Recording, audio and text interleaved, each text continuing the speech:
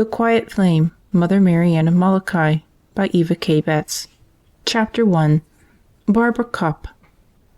Soup, Barbara? Barbara smiled. Yes, soup. Do you like it? I do when you make it. Matthew threw his hat on a chair, but a quick glance from his sister made him hastily snatch it up. I'll hang it in the hall, he assured her. Don't glare at me. Barbara's eyes twinkled with humor, and she had to work to control the lovely mouth which wanted to smile. Of course you will, she said, as if she had expected it all the time. Then will you get some wood for the stove, please? It's almost gone. Matthew lumbered out to the woodshed, wondering as he did so why he never argued with his sister. There was something about her, he decided, that made people want to oblige her. And she does plenty for us, he admitted honestly, as he split a chunky branch into stove lengths. Some people might have felt that young Barbara Kopp was carrying too heavy a load for her frail shoulders, but such an idea never occurred to the girl herself. When her mother died, it was obvious to Barbara that she, the oldest girl, should take over running the house and keep the family together. Family was an important word to the Kopps. Barbara, born in 1836, had been less than 2 years old when her parents decided to leave their home in Hesse-Darmstadt, near the Rhine, and come to America to seek their fortune. But she had grown up hearing tales of the little peaked-roofed houses which made up the forest-skirted villages. Her expressive eyes grew wide as her mother told her tales of her people, their homes, their farms, and their affection for each other. Her father's tales were more roistering. He told of tricks played on other boys, of mountain days in snow and wind. And as Barbara grew up in their Utica, New York home, it was not unknown for her to try some of these tricks herself. She was a sunny child, bubbling with laughter, yet with a deeply serious side to her nature. And, above all, she was kind. 2 brothers, Matthew and John, had been born to the Kopps, and 3 more girls, Elizabeth, Catherine, and Eva. So when the mother died, Barbara had a full schedule before her. But with her own family, and with neighbors' children as well, she always had time to bandage cuts and listen to small woes. I declare, that child is just made of love, a neighbor exclaimed as she saw Barbara doing some little kindness. She's a good little housekeeper, too, added her friend, but she does have some strange ideas. Yes, like what? The second speaker was hanging out a wash, and before answering, she paused to remove some clothespins from her mouth. My Mary was over there to supper last night, and Barbara had a glass with some flowers in it right on the table, in the middle. The second woman considered for a moment. Do you know, I think they might look real pretty. That girl has a way with flowers. Barbara did indeed have a way with flowers. She grew some, she picked wildflowers to bring home, and she loved them all. And saying that she was made of love, her neighbor had not been so far wrong. First and foremost, Barbara loved God, and it followed that she loved everything He had made, the things made for people's delight as well as people themselves. She wasn't quite sure when the idea first came to her that she wanted to give her life to Him. Perhaps she had seen Mother Bernardine making her rounds. In lieu of a hospital, the Sisters of St. Francis nursed the sick in their homes, and between fumes from the nearby brewery and smoke from the railroad, there was a good deal of sickness on Schuyler Street where the Kopps lived. She was not sure what had planted in her heart the longing to be a nun, but it was there. She hugged the secret to herself, rejoicing that for some reason God had chosen her, and she looked forward with joy to the time when she would be grown up enough to enter the convent. Then her mother died. Poor Peter Kopp was lost. He had loved his wife and depended on her, and the world was bewildering without her. He was hardly aware of the skill with which his daughter Barbara took over the care of the house. The other boys and girls were frightened. Mother had always been there, as firm as a rock and as soft as a cloud. They could conceive of the sun falling from the sky as readily as their mother leaving them. Unobtrusively, Barbara gathered the reins in her hands. She did not try to take her mother's place. No one, she knew, ever replaces another. But she built a rule for herself, and, long before the family realized it, life was running smoothly, and Barbara was the reason. It wasn't easy. A mother is born with patience. She is able to accept the quick temper of one child and the dreaminess of the next. She knows instinctively how to discount the emotional exaggerations of a little girl and to listen with care to the heart-expressed thoughts of her son. But Barbara was only a sister, and she had to learn all those skills the hard way. There were some things she accepted at once, such as the fact that little girls who were bitterest enemies one day might be best friends the next. And she realized that just as surely as the sun draws tidal waters, horses draw small boys. There was something unarguable, inexorable about the attraction. When one of the boys who had been told to come straight home from school didn't do so, she automatically gave directions. "Run down to the brewery stables and get your brother." She found it easy to sympathize with his infatuation. She herself loved to watch the powerful dray horses when they hauled the wagon piled with heavy casks. The ripple of their muscles under their well-groomed coats, the clang of their shoes striking sparks from the cobbled streets, were entertainment of the highest order. But though her heart understood the temptation for her brothers, her mind said that the boys must learn to obey. "There are rules for everyone," she pointed out, "and we must all learn to respect them." "Does Papa have rules?" "Of course he does. How do you suppose sidewalks could be laid and curbstones set if the men worked only how and when they wanted to?" Matthew looked thoughtful. "Do you have rules?" he asked. "Oh, Matthew!" Barbara's laugh cascaded irrepressibly. "Suppose that tomorrow I stay in bed late and don't make breakfast for you all. Then when I make soup, I'll put in sugar instead of salt. And when I bake a cake, I'll use a cup of salt instead of sugar. At supper—" "I guess everybody has rules," John agreed sadly. "It hardly seems worthwhile growing up." In Barbara's heart was always a longing to enter the convent. Rules there were that she yearned to be guided by. But it was plain to her that for the time being at any rate her duty was at home. And always what she was supposed to do, she did, and did well. Best of all, there was nothing of the long-faced martyr about her. She loved life and enjoyed every bit of it. There was laughter in the Kopp home and gaiety. She planned picnics for the children and simple outings. There was no money for frivolities, but who needed money? They picked wildflowers to decorate the cemetery in the spring. Barbara took them to watch other people's fireworks on the 4th of July. And, amid shrieks of laughter, she taught them to use barrel staves for snowshoes when winter set in. She was mother and sister and wonderful playfellow all in one. She skillfully managed questions of discipline, which sometimes arose when she shifted rules. The sweetness of her nature and the strength of her character allowed her to direct as well as play. She saw them through school and through their first faltering love affairs. None of them seemed to find it strange that she had no love affair of her own, for none of them was aware that her heart had long ago been given to Christ, that within her burned a quiet flame that would be satisfied only when she was inside convent walls. At last the children were grown and scattered. Mr. Kopp died, and at 26 Barbara joined the Sisters of St. Francis in Syracuse. She was professed the following year, 1863, and called Sister Marianne. Her own family had taught her how to deal with children, so teaching, her first assignment as a nun, was a joy to her. It was a joy to her classes, too. Sister said, as children always report, often had an addition. Sister Marianne laughed out loud.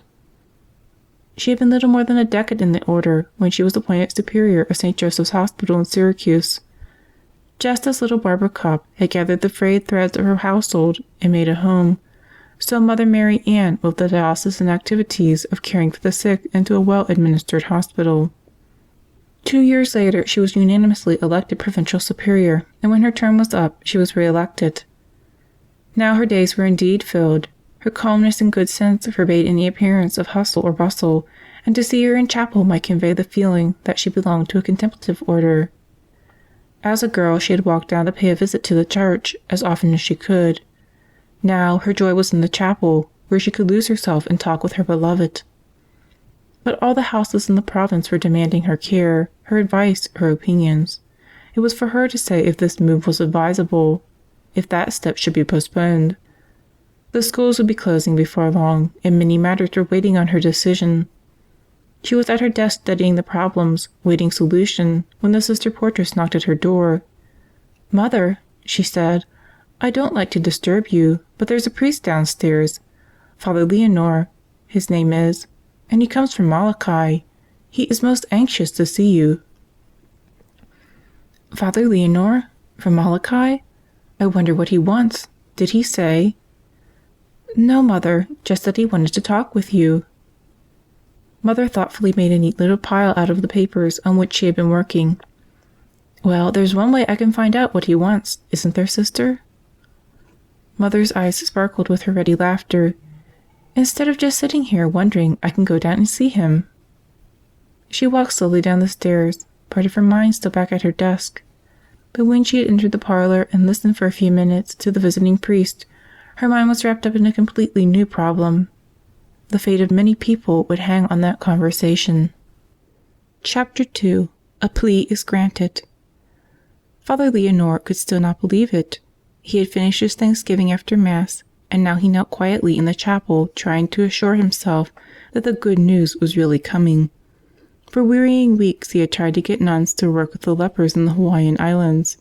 He had written to convents, and less than half had even answered his plea.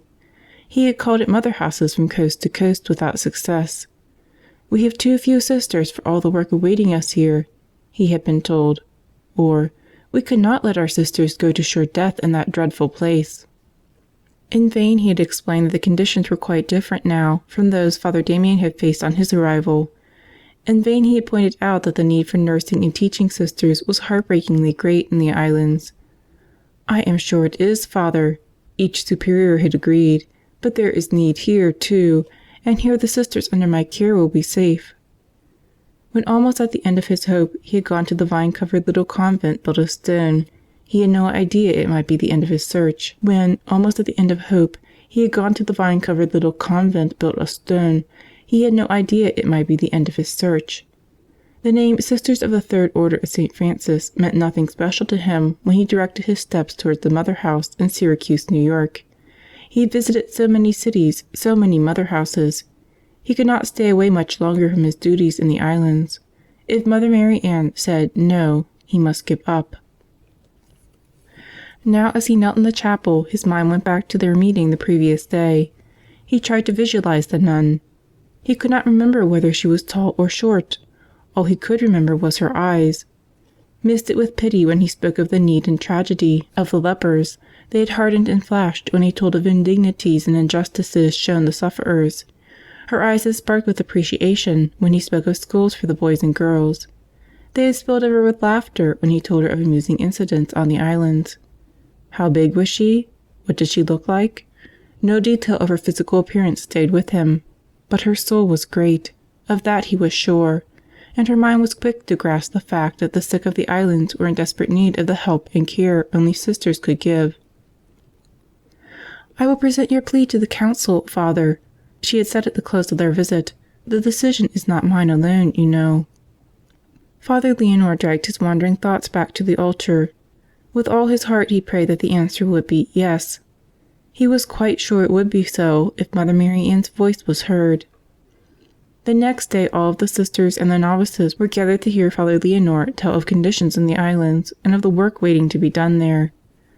"Mother Marianne has given me great hope that here, in Syracuse, my search will be ended." He looked about the chapel, seeming to seek out each separate face and to plead with the mind and heart behind it. The next day Sister Bonaventure went through the convent asking for the names of those who were ready to volunteer for the work in the leper colony. Most of the nuns and nearly all of the novices wanted to go. "We can spare only 6, said Mother Marianne. "That will be 7 in all, because I will lead the band." Mother's background for the work was perfect. She had taught school for some time after her profession, an asset to one planning educational work on the islands. She had been in charge of St. Joseph's Hospital in Syracuse. As Mother Provincial of her community, she had learned to deal with people and with problems. By her varied experience, she seemed to have been ordained to take on the new task. Over and above these assets, there was a quality which marked her as a leader. Under her tender kindness there was iron. Despite her physical frailty, she had drive. Whatever came to her hand to do, she did as perfectly as possible, and she expected those who worked with her to do the same. They would not do otherwise, for almost everyone who came within her orbit was drawn to her with an admiring affection which made them very eager to win her approval.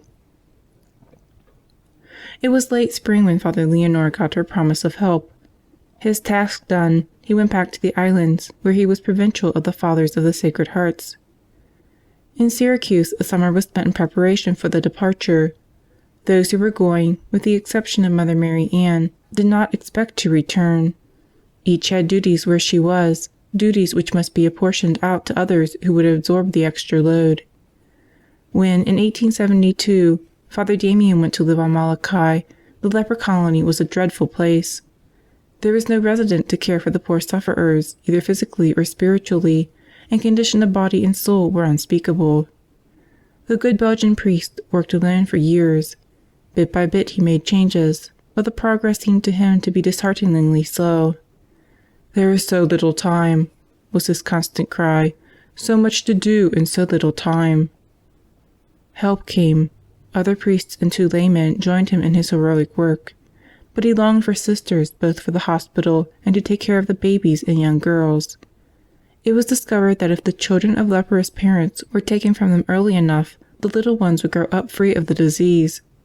But there must be sisters to tend them. Everyone agreed to that.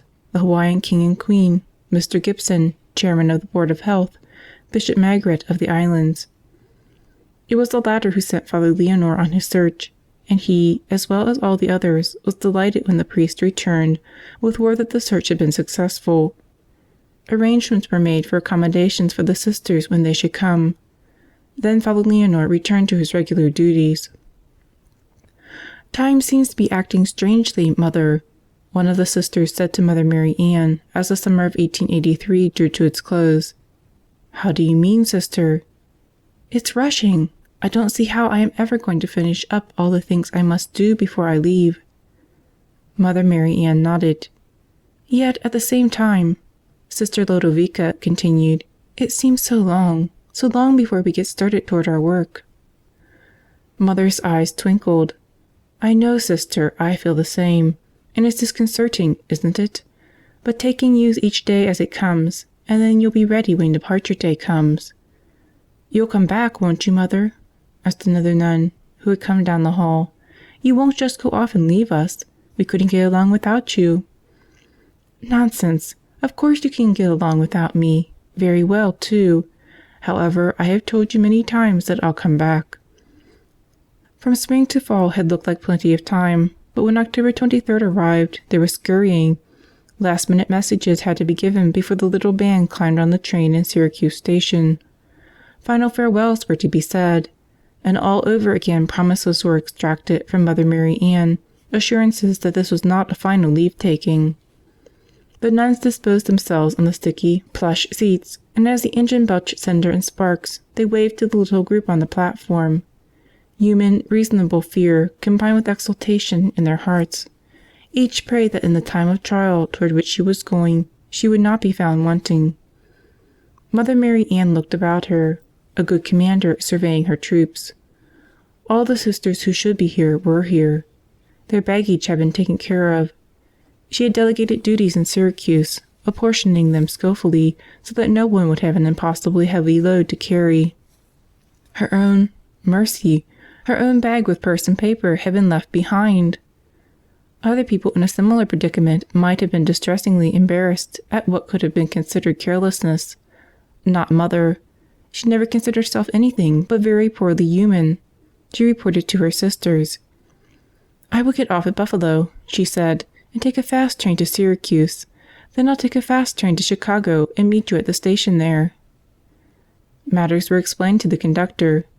Slim assets were pulled to take care of the unexpected train trip, and before secret tears were fairly dry in Syracuse, the bell rang at the convent.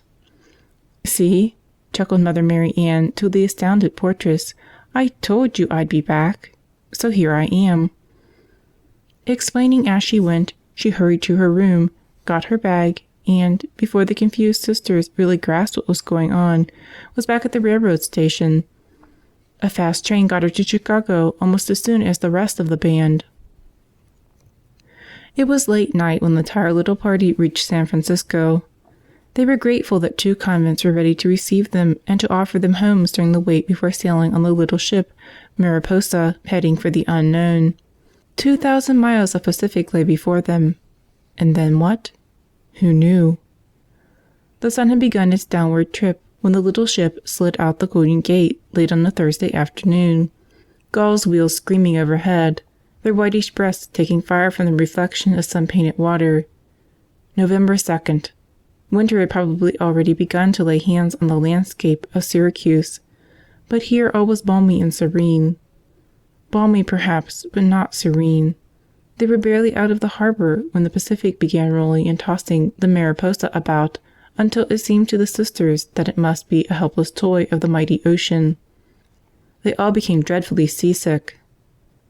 As suddenly as the malady had descended on them, it left them.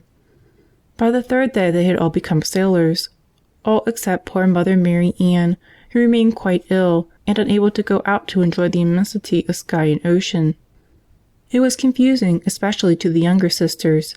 They relied so on Mother's determination and willpower to overcome all obstacles, but seasickness she could not defeat. Day after day passed. The Mariposa seemed to be alone in the world, to have the wide ocean all to herself. Then, as they neared the islands on the Wednesday after they had left San Francisco, a yacht rushed toward them and hove to.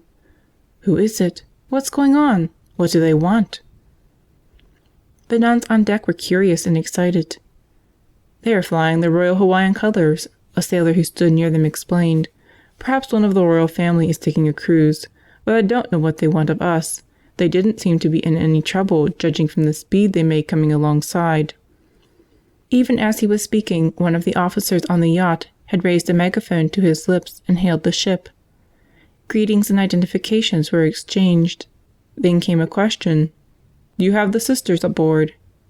"We do," was the answer. That seemed to finish the yacht's business. It swung smartly about and headed back toward Honolulu, wide white wings of foam forming on either side of its prow. The Mariposa plodded along in the yacht's wake. The sisters reported excitedly to each other that Father Leonor was on the yacht. On November 8th, the Mariposa entered Honolulu harbor. It drew alongside the wharf and let down the gangplank. At once a clangor of bells broke out, great bells and tiny ones, deep-toned and shrill ones. All the bells of Honolulu rang a welcome to the sisters who had come to help. Masses of people milled in the streets and around the 4 royal carriages sent to carry the sisters. "Queen Kapiolani is not well," said a handsome woman who had stepped out of the crowd to greet Mother Marianne. "She could not come in person to welcome you, so she sent me, her first lady-in-waiting, to convey her welcome." The sisters were stunned. Their whole religious life was founded on poverty and simplicity. A greeting such as might be given a reigning monarch was a trifle overwhelming. But Mother Marianne, with the simplicity of true greatness, accepted the greeting and then climbed into the carriage assigned to her, her sisters following in the others. With the bells still pealing wildly overhead and tumultuous crowds cheering along the way, the carriage went up one street and down the other in a winding, triumphal tour. They reached the cathedral. The bishop in his grandest robes was on the steps to bless and welcome them. Priests, brothers, servers were crowded around. It was hard for the sisters to adjust. A few devoted nuns had left their quiet convent in New York State to travel half around the world to help some sufferers. But it was an opportunity to be of service, and it was they who should be grateful, they felt. They were moved and deeply appreciative of the reception and the beautiful Thanksgiving service arranged at the cathedral, but they were eager to get to work. Chapter 3. Trial by Ocean. By January 1884, the convent at Branch Hospital was finished. The nuns put their bags upstairs. The wagon with their trunks would follow, and Mother looked about her. "We'd better get started," she said. On their arrival in Honolulu, they had been told that their first post would be Branch Hospital, a leprosarium a few miles outside the city. They were to wait in town until their house at the hospital was built. The day after their arrival on the island, the King and Queen had come to call. Kind Mr. Gibson, chairman of the Board of Health, acted as interpreter. Formal greetings were exchanged. Then the Queen spoke, and as her words were repeated in English, she stood tall and regal, unembarrassed by the tears streaming down her face. "The Queen's words are these," said Mr. Gibson. "I love you. You have left your home and country, and come to these faraway islands to care for my poor afflicted children. I shall never forget you. You are my sisters, and I will always love you." Mr. Gibson's own voice was a little husky as he delivered the message, and his eyes were suspiciously bright. Mother Marianne, too, was moved, and found it hard for a moment to voice her appreciation of the royal welcome. It had made them even more eager, if that was possible, to begin their work. As soon as it could be arranged, they had gone to see the hospital where they were to be stationed. They had been stunned and horrified by the dirt and depravity they found. "No one should be asked to stay in such surroundings," said Mother angrily, "especially poor, sick people whose last home it would be. We must make changes there, sister." Now the time of waiting was over, and the nuns were there. Mother pinned back her wide outer sleeves and rolled up the inner ones. The sisters followed suit. "I suppose the hospital kitchen will be the best place to start." The cook stood open-mouthed as the nuns descended on the place. He was completely bewildered as they scrubbed and scoured and disinfected his bug-infested domain. It was likely that, in all his time there, he had never seen the wood of the floor before. "It must have taken years and years of neglect to achieve this dirt," said Mother grimly. "Now the dining room, Mother?" asked Sister Antonella. "Yes, if we can fight our way through the flies." Mr. Van Giesen, superintendent of the hospital, watched the frenzy of cleaning with cold amusement. He ran the place to suit himself, not for the comfort of the patients, and he had no welcome for these interfering women. There was drunkenness, gambling, and immorality in the place, but so long as nothing broke out into the open, he did not mind. With the giant Tom Birch and a few other men who fawned on him, he kept order enough to suit himself, and he did not plan on having any disturbance of his way of life. Mother Marianne realized the situation. She was gentle and loving, but she could be as firm as steel when she knew she was right. She, too, did not plan to accept interference in her work. "We'll do what we came to do," she said to the sisters with calm determination. "We will dress sores and nurse the sick, and try to bring cleanliness and order into the place, cleanliness of both body and soul." It didn't take long for most of the patients to respond to the goodness and tenderness of the white fellow ladies. There were a few, of course, who felt with the superintendent that the nuns were intruding and feared they would erase gambling and drink. Sometimes, on meeting this resentment, the sisters would be frightened or discouraged, but with a little joke or an encouraging word, Mother Marianne could set things right. It was tedious, exhausting work, this changing a whole way of living, especially when it was combined with the most difficult and distasteful sort of nursing. But under Mother's guidance, they were making progress. Then the shock came. The morning mail had been delivered, and in it was an official-looking letter for Mother. Curious as to what the government might have to say, she opened it at once. "This is surprising." Her voice was low and tense. "Surprising, Mother?" Sister Lodovica was clearing the breakfast table and gave only half her mind to the conversation, but Mother's next words startled her into full attention. "Yes, my letter is from Mr. Gibson. A new hospital has been built at Maui, and it is the Queen's wish that I should take charge." A fork and spoon fell from Sister's nerveless hand and hit the table with a clatter. "But you can't, Mother. We're hardly established here. They can't take you away. We can't manage without you." Such a lot of can'ts, and all of them wrong. Mother's eyes twinkled and her mouth curled in its funny, quirky smile. Then her face became sober and tender. "I can leave because I must," she said gently. "I must be obedient to authority, you know, and you will manage very well. Just lean on God." So once again Mother Marianne had to plan the disposition of her forces. Sister Renata and Sister Antonella would go with her to Maui to take charge of the hospital. She instructed Sisters Rosalie, Bonaventure, and Crescentia in what they should do until she came back. Although the morning of the sailing was bright and clear, poor Mother Marianne got sick as soon as she saw the little ship which was to take them to Maui.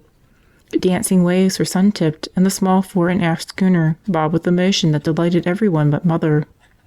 But in mid-afternoon, after the sudden fashion of the tropics, the sky grew overcast, a boisterous wind sprang up, and a fine, driving rain set in. Now the waves that lashed the ship were spume-topped, and Mother had company in her misery.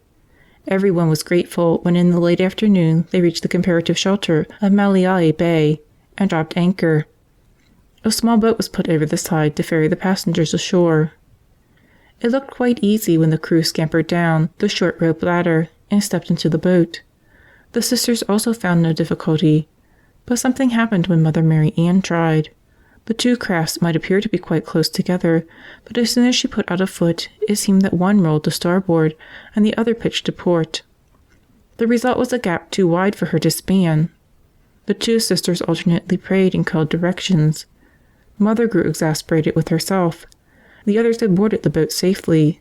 Then so would she. "Now, Mother, now!" the two voices called. With the help of God and the guiding hands of two strong sailors, Mother Marianne launched herself into the void. To her pleased surprise, she found herself safe in the rowboat. By now, black dark had settled on the waters, and the tide was running strong. In spite of their most violent efforts, the oarsmen could not bring the craft ashore. In fact, they were fighting a losing battle and were being carried out into the open sea. The three nuns did not make a sound. Hawaiian men were excellent seamen, they knew. If anyone could get the boat in, they could. So Mother and the two sisters remained silent, helping all they could in the only way they could, by praying. The storm headed the boat seaward again. When the oarsmen pulled it about, a great wave slapped it broadside, almost capsizing it. Everyone was drenched by seawater added to the rain. A cold, penetrating wind made their misery greater. The rowboat had shipped a good deal of water.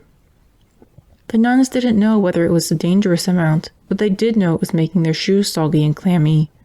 Hunched over, making themselves as small as they could against the icy rain, they prayed and watched the heroic struggle of the men at the oars.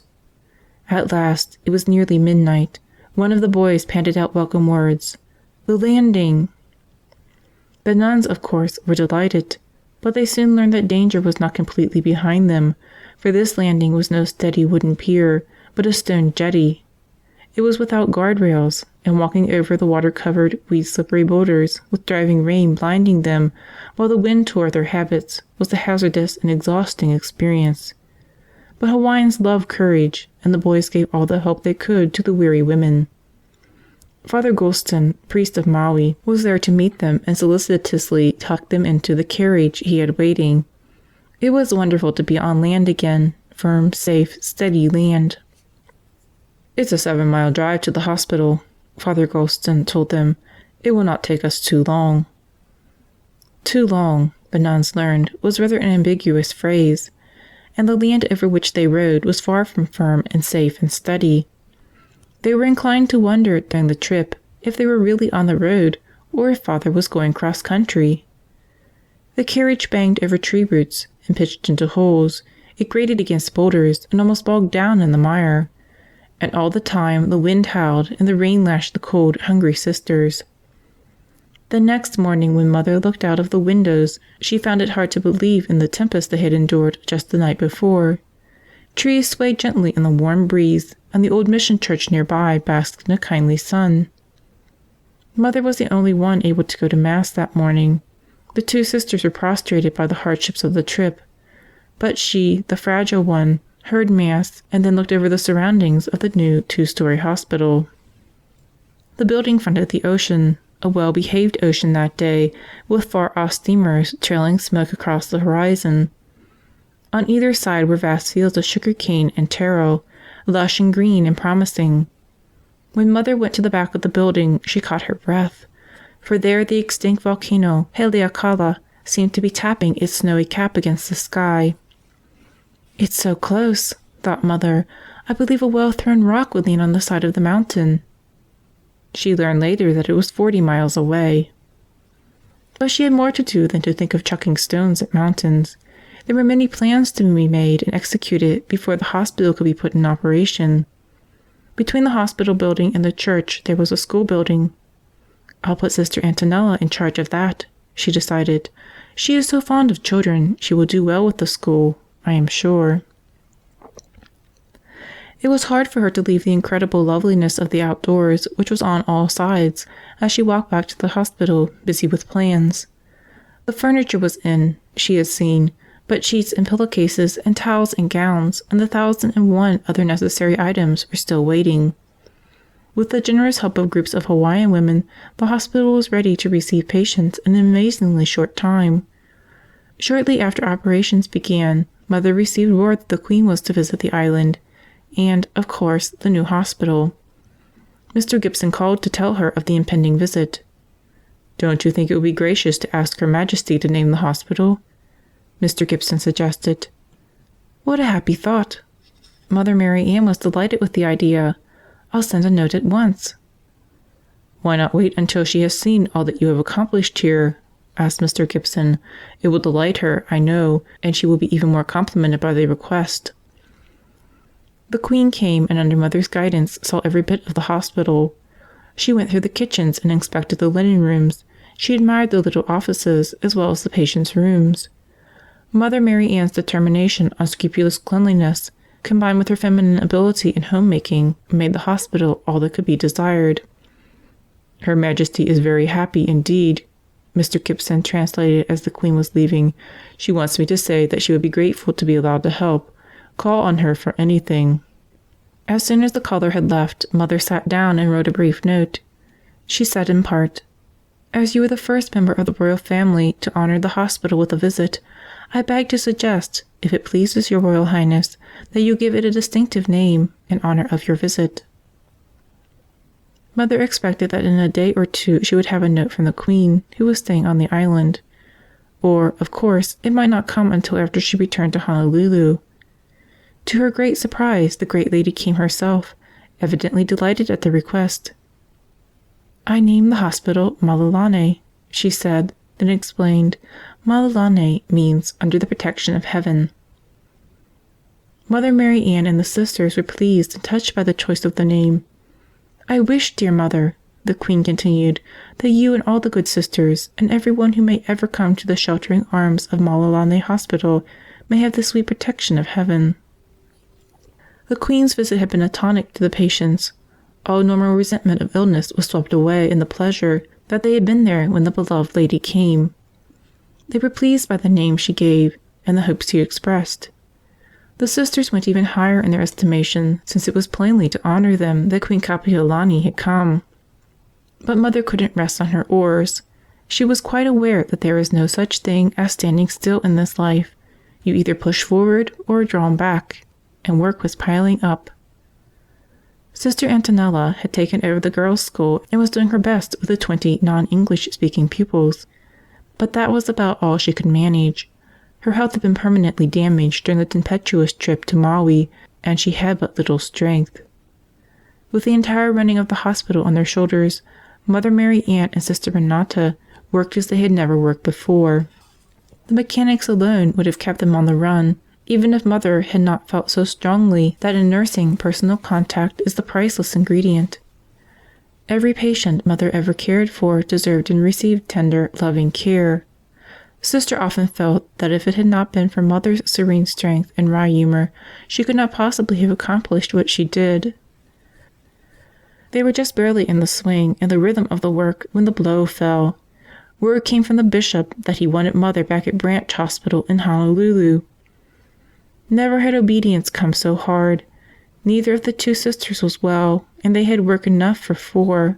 But Mother didn't hesitate, nor would she permit the sisters to be discouraged.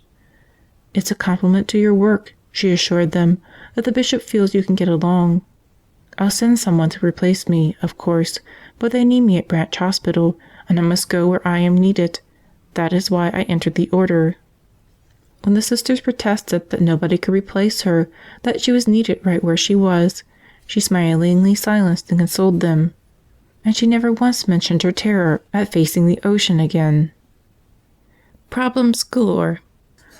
While Mother Marianne was in Maui, crises of varied sorts developed at Branch Hospital. Mother had established procedures and as much routine as possible in the short time she had. The sisters were determined that there should be no slackening while she was away, no change in the routine, but they had not figured on the difficulties which were deliberately thrown in their way. Mr. Van Giesen and the men he controlled were determined to make life too hard for the nuns to endure. They sneered at the sisters' efforts to humanize the place and, when possible, turned the patients against them. Mr. Van Giesen never lost an opportunity to show that he was in charge. One day, while the sisters were busy with their patients, he rigged up a call bell. The button to ring it was in his house, the loud bell in the convent. "I'll ring when I want you," he explained, "and when I do ring, you are to come at once." The sisters wondered why he seemed so pleased with the arrangement. They soon found out. They were always available during the day, and if he had ever gone near the patients, he would have been bound to see the sisters. But it was always after they had gone, exhausted, to bed that the summons would come, and it was never for anything important. Sister Crescentia was hollow-eyed. "I'm beginning to dread the night," she said. "This is just petty persecution." "I know it," Sister Bonaventure agreed, "but we'll just have to put up with it. He'll probably get tired of his tricks before long." One night the bell rang frantically. It sounds as if there really might be trouble this time. The sisters dressed quickly and hurried out into the night. There was an eerie stillness over everything. Even the tall trees were motionless. The croton bushes, brilliant in the day, loomed dark as if they hid something ominous in their masses. The sisters kept close together as they hurried across the yard. A brilliant tropic moon illumined the open spaces so they could see where they stepped, but the shadows were darker by contrast, inky pools of threat. Sister Crescentia couldn't help thinking of Mr. Van Giesen's oft-repeated statement that the patients hated white people and would kill them given the chance. She didn't believe it when he said it, and she didn't really believe it now, but just the same she'd be glad when they reached his house. There was no conversation between the two as they hurried through the midnight gloom. Mr. Van Giesen was pacing his office when they reached it, fear and anger on his twitching face.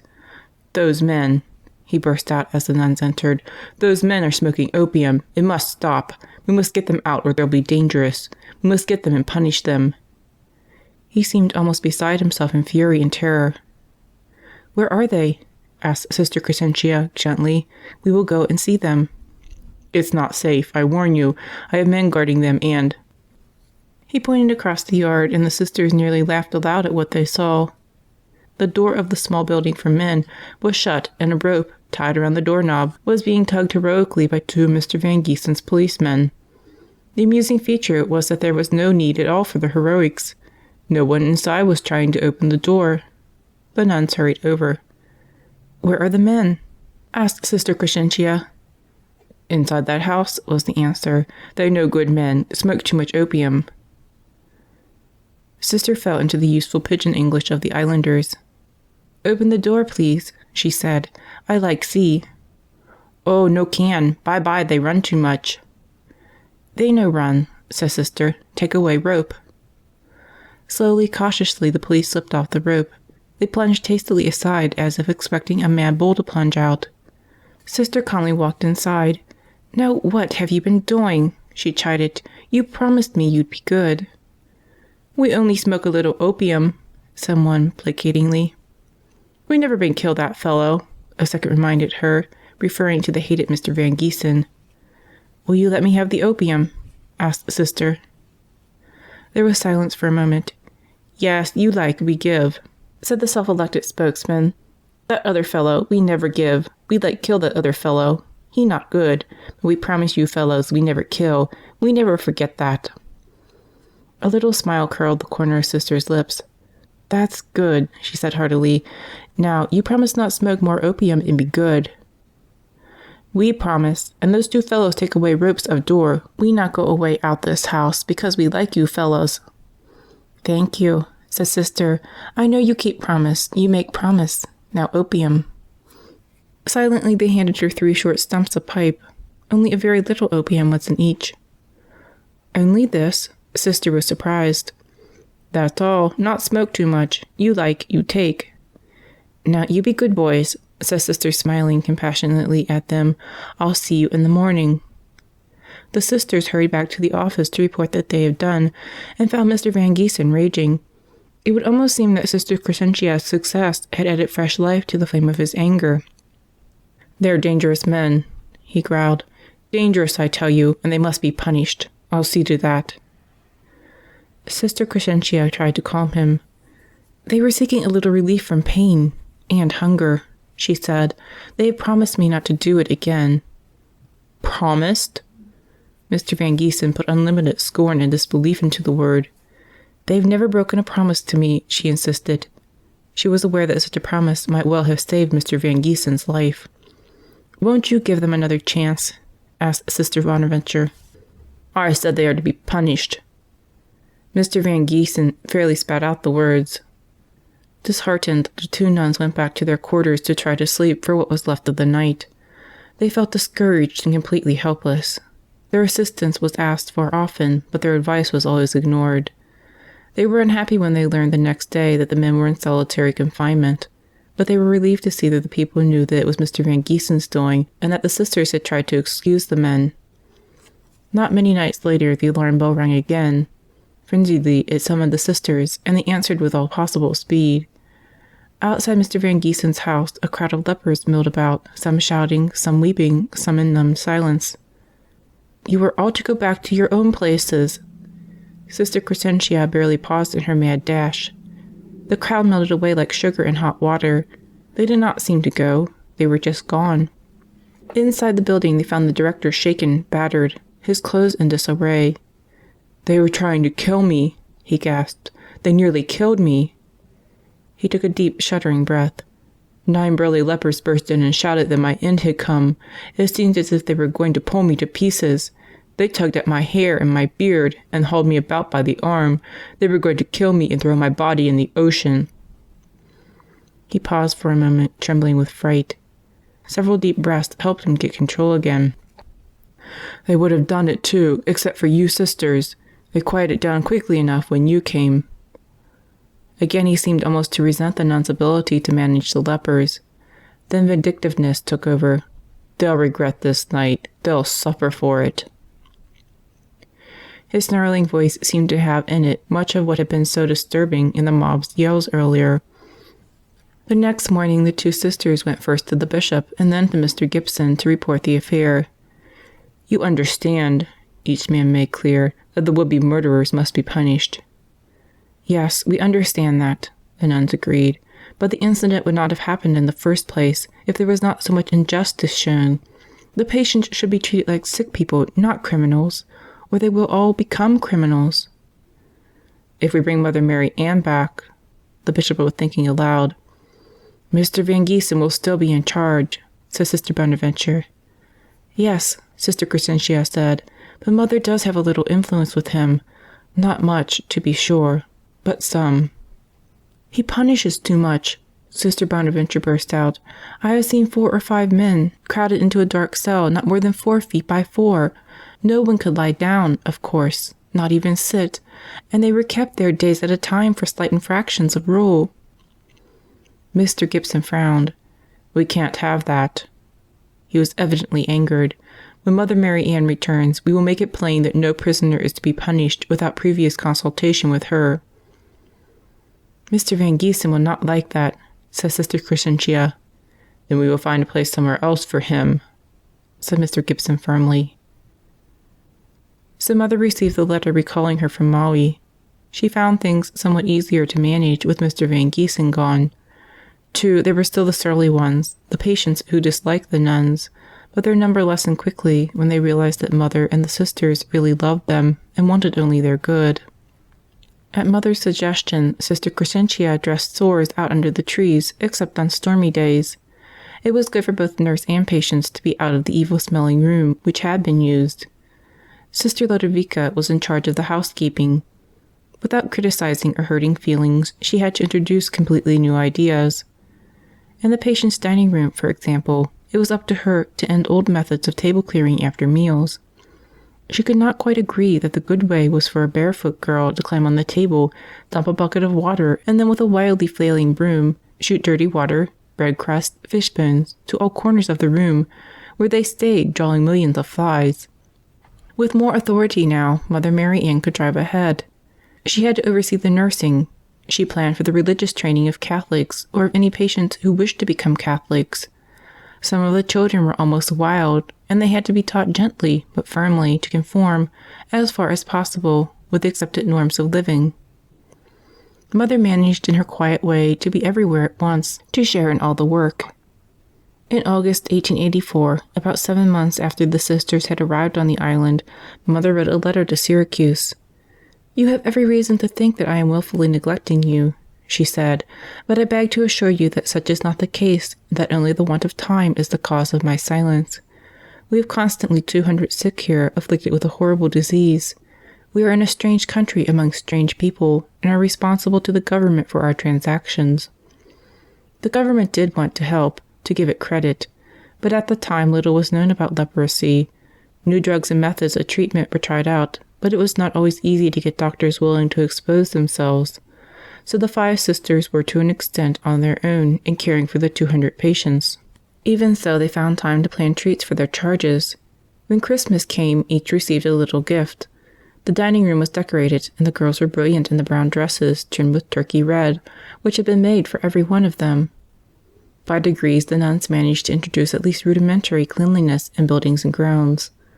The patients began to realize that keeping things clean discouraged flies, and that it was pleasant to be without those pests. Personal cleanliness was harder to achieve. The girls especially had an overwhelming opposition to soap and water for themselves and their clothing. With brushes and combs, they wanted no traffic at all. Ellen Davis was a case in point. 10 years old, but tiny for her age, she gave the effect of never having been washed. From the top of her head to the soles of her feet, she was cased in dirt like a snail in its shell. Sister was at her wit's end, trying to think of a way to get the child clean. Suddenly she had an inspiration. "Ellen," she said, "if you stay in your bath a long time this afternoon and scrub yourself well, something nice might happen." "Will I come out white?" asked Ellen eagerly. "Let's find out, shall we?" The water was hot, the soap plentiful, and the scrubbing was almost violent. For the first time, Ellen seemed really interested in a project. She was delighted when her hitherto concealed skin came out of its accumulated covering, pale golden in tone. "My hair, sister! What about my hair?" "Scrub that too, then after you get dressed, we'll see." The hair, which had been a solid cap, fell free and silky. Her eyes flashed and danced in joy at her new-found beauty. Instead of wiggling and pulling away, she stood quite still as Sister put a clean dress on her. "Now go show yourself to Mother," said Sister. "Ask her if you're not nice." Ellen bounded away and rushed to Mother's office. "See me?" she bubbled. "Am I not nice?" "You're very nice, but who are you?" Mother's eyes twinkled. "You're not Ellen Davis. I know, you're my little Snowdrop." From that time on, Ellen insisted on being called Snowdrop, and for a long time she was clean. Even when playing some of the games Mother introduced, she was careful of herself and her clothes. But if Mother could deal in love with the children, the hidden steel of her nature was called on with some of the men. The giant Tom Birch, who had been a sycophant of Mr. Van Giesen, and who still ruled many of the patients because of his bullying ways, this ugly customer gave Mother many tense times. But secure in her knowledge that she was right, serene in her faith, Mother faced him down and won her point. In Syracuse, 2 distinct feelings were growing among the community: a desire to go to the islands and share in the wonderful work being done, and a somewhat impatient wonder as to when Mother Marianne, their provincial, was coming back to them. In February 1885, the bishop in Honolulu decided that the matter must be settled. He wrote to Father Leeson in Syracuse that he felt that Mother should be left where she was. She had every qualification for the work she was doing, he pointed out, and she enjoys the highest esteem and full confidence of all she has to deal with. The following August, she was relieved of her duties as provincial. She was delighted to be free to work with undivided mind, but there was a little shiver of distress along with her satisfaction. Mother had never thought of herself in the role of a pioneer woman, yet that was the part in which life had cast her. She was to break ground in the care of sufferers from a misunderstood disease. The welfare of hundreds, even thousands, of sick people depended on her wisdom and judgment. Her sisters, too, must have her undeviating care. A second contingent of sister fellows. As Mother Marianne's plans expanded, work increased, and since the sisters were already doing more than possible, it was evident that more Franciscans must come out. As before, many more volunteered, begged for the privilege that could be spared. Maui had its hospital and girls' school. The branch hospital was operating more smoothly. But there was one plan Mother had not been able to put into operation, a plan in which the Queen and kind Mr. Gibson were interested in. Children of affected parents could be saved from contracting leprosy if they were taken away from their parents early enough. "Why not build a home for girls near our house?" asked Mother Marianne. "But, Mother," Mr. Gibson was aghast, "you sisters are already carrying a cruelly heavy load. To try to do more would be inhuman." "We have divine assistance," said Mother. Then, realizing that Mr. Gibson was not too impressed with that argument, she added, her eyes twinkling, "And I feel certain we could get a few more sisters if we get the home." "If that can be arranged," Mr. Gibson agreed, "I am sure we will have no trouble getting money for the girls' home." The sisters were on their way. Sisters Leopoldina, Charles, Benedicta, and Martha made the journey so quickly in their minds that they expected the actual travel to be smooth and fast, too. But halfway across the country their adventures started. Council Bluffs had, since covered wagon days, been the jumping-off place, the place where parties split, then reformed for either the Santa Fe Trail, the Ruta Natchez, or directly west. The sisters were to change trains there with a wait of some hours between. This was no hardship. In fact, they were quite pleased. They had been living on food packed at home, and the thought of a hot meal was tempting. They left the train and walked out of a little station, sure that a village would not be far off. Sister Leopoldina and Sister Benedicta were doing the scouting, while the other two kept an eye on the baggage. The sidewalk was, or it had been, made of planks. There seemed to be more gaps than wood now, and walking was a chancy business. It required, really, a sort of dance step, 2 steps aside to miss a hole, and 3 ahead where the wood was solid. It seemed as if they had been progressing in this somewhat erratic fashion for a long time without meeting another human being, when a man slouched along, eyeing them with amusement. Sister Benedicta spoke to him. "Could you kindly tell us where we can find a restaurant?" she asked. "We have been traveling and are very much in need of warm food." For a moment they thought he was not going to pay attention to them. Then, with a queer sort of smile, he answered, "Oh, yes. Go right ahead until you come to that first building. Enter, and go up the stairs and turn to your right." The musty building was most unattractive, and the rickety stairs uninviting. "Wouldn't you think they'd have a more pleasing entrance?" said Sister Leopoldina, as she fumbled in the darkness. "Perhaps the food is so good that people come anyway." Sister Benedicta tried to sound hopeful. They stumbled up the hammock-shaped steps. When they reached the top and turned as directed, they found themselves in a big, dirty room. The air was thick with tobacco smoke, and in its center, around a rough table, was a villainous-looking group of unkempt, unshaven men intent on some card game they were playing. Various sized piles of coins marked each place. Gamblers and sisters caught sight of each other at the same instant. It would be hard to tell which group was more startled. "Wrong place," gulped Sister Benedicta. "Come, sister." They turned and descended the stairs with a good deal more speed than they had dared show climbing up. "It wasn't a very kind trick that man played on us," said Sister Benedicta, as they tangled back over the plank walk. "No, but, sister, those men's faces were funny. They were so startled." She couldn't help laughing, and Sister Benedicta joined her at the recollection. But they were less gay when they had to return to the depot and report no success in the search. After a wearisome hour or so on the hard wooden benches, Sister Charles said she would like to go for a short walk. Sister Leopoldina joined her. They started off in the opposite direction from the one taken earlier. This time they walked on solid planks and past attractive homes. From one of them a young woman came out to greet them, and before they quite grasped what was going on, all 4 nuns were in a pleasant house and seated before a table bearing a hot, savory meal. By train time, the travelers felt that they would be leaving old friends.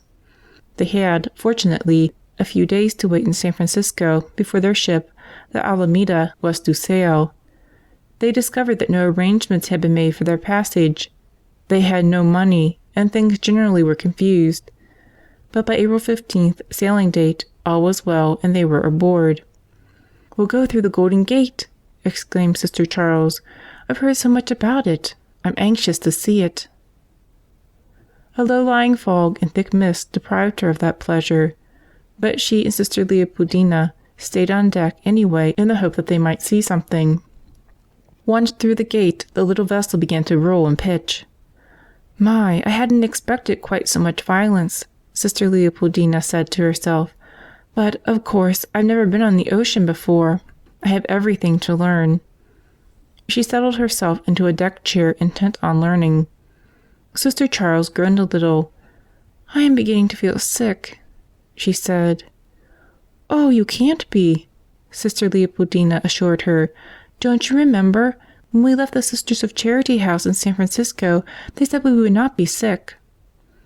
Sister Charles, growing paler by the minute, seemed to have less faith in the Sisters of Charity and the role of prophets. The Alameda nosed down into the ravenous waters. Before she came up, an irresistible wave hit her broadside, covering the deck and almost sweeping away the nuns, chairs and all. Sister Charles stood up, intending to go down to her cabin, but the double motion of the deck, fore and aft and side to side, gave her no chance to get her equilibrium.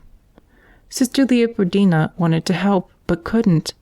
She looked about and for the first time realized that they were the only people on deck. As she gazed, she saw that the horizon, on which she had planned to feast her eyes, kept disappearing. First it was hidden by the floor of the deck above, then the deck on which she was. As she was considering the phenomenon, the first mate hurried up. "Ladies," he seemed quite excited, "this is no place for you. Let me get you below. We're in for some dirty weather." "Isn't the ocean always like this?" Sister Leopoldina was still seeking information. "Gracious, no. I've never seen it so rough so soon." "Help Sister Charles if you will. She isn't feeling well," said Sister Leopoldina. "I can find my own way very nicely." The mate caught Sister Charles by the arms and almost carried her. Sister Leopoldina, after a few false starts, followed. But the stairs, when she reached them, offered rather a problem. They seemed so uneasy. They were constantly shifting and moving as she looked down to the next deck, which appeared to be a chasm below her. Then, ever practical, she decided that she must take the quickest and, under the circumstances, the safest way down. She slid down the banister. The other 3 sisters were up and about the next day. Poor Sister Leopoldina was the only bad sailor. Sometimes she dozed off into nightmares, fierce dreams of being in the ocean with sharks crunching her bones. When she awoke, she was almost sorry it was not so. Then, at least, it would be quickly over. The captain was most kind and thoughtful, having special dishes prepared for her to see if they would help. They didn't. He was distressed, too, at the thought of young women sentencing themselves to work with lepers. "If I were your father," he said, "I'd never permit you to do a thing like this."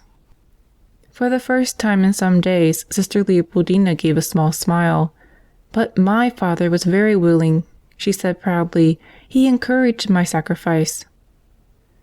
The captain shook his head wonderingly. "I believe it," he said. "Catholics are like that." "Will you come and see us when we are settled?" asked the sister. "Oh, no, never." The captain shuddered. When the Alameda drew near its dock, the sisters lined the rail, their eyes searching the crowd anxiously. The miseries and hardships of their trip would melt from memory, they all felt, as soon as they saw Mother Marianne. As the throng on the pier shifted, they scanned each new opening for the deep eyes and loving smile they so longed to see. "Have you seen Mother?" "No, have you?" "I haven't, and I can't understand it. She'd be here to greet us if she wasn't sick." At last it was put into words, the thing on all their minds. The ship was warped in and made secure. The gangplank was lowered, and the sisters walked ashore.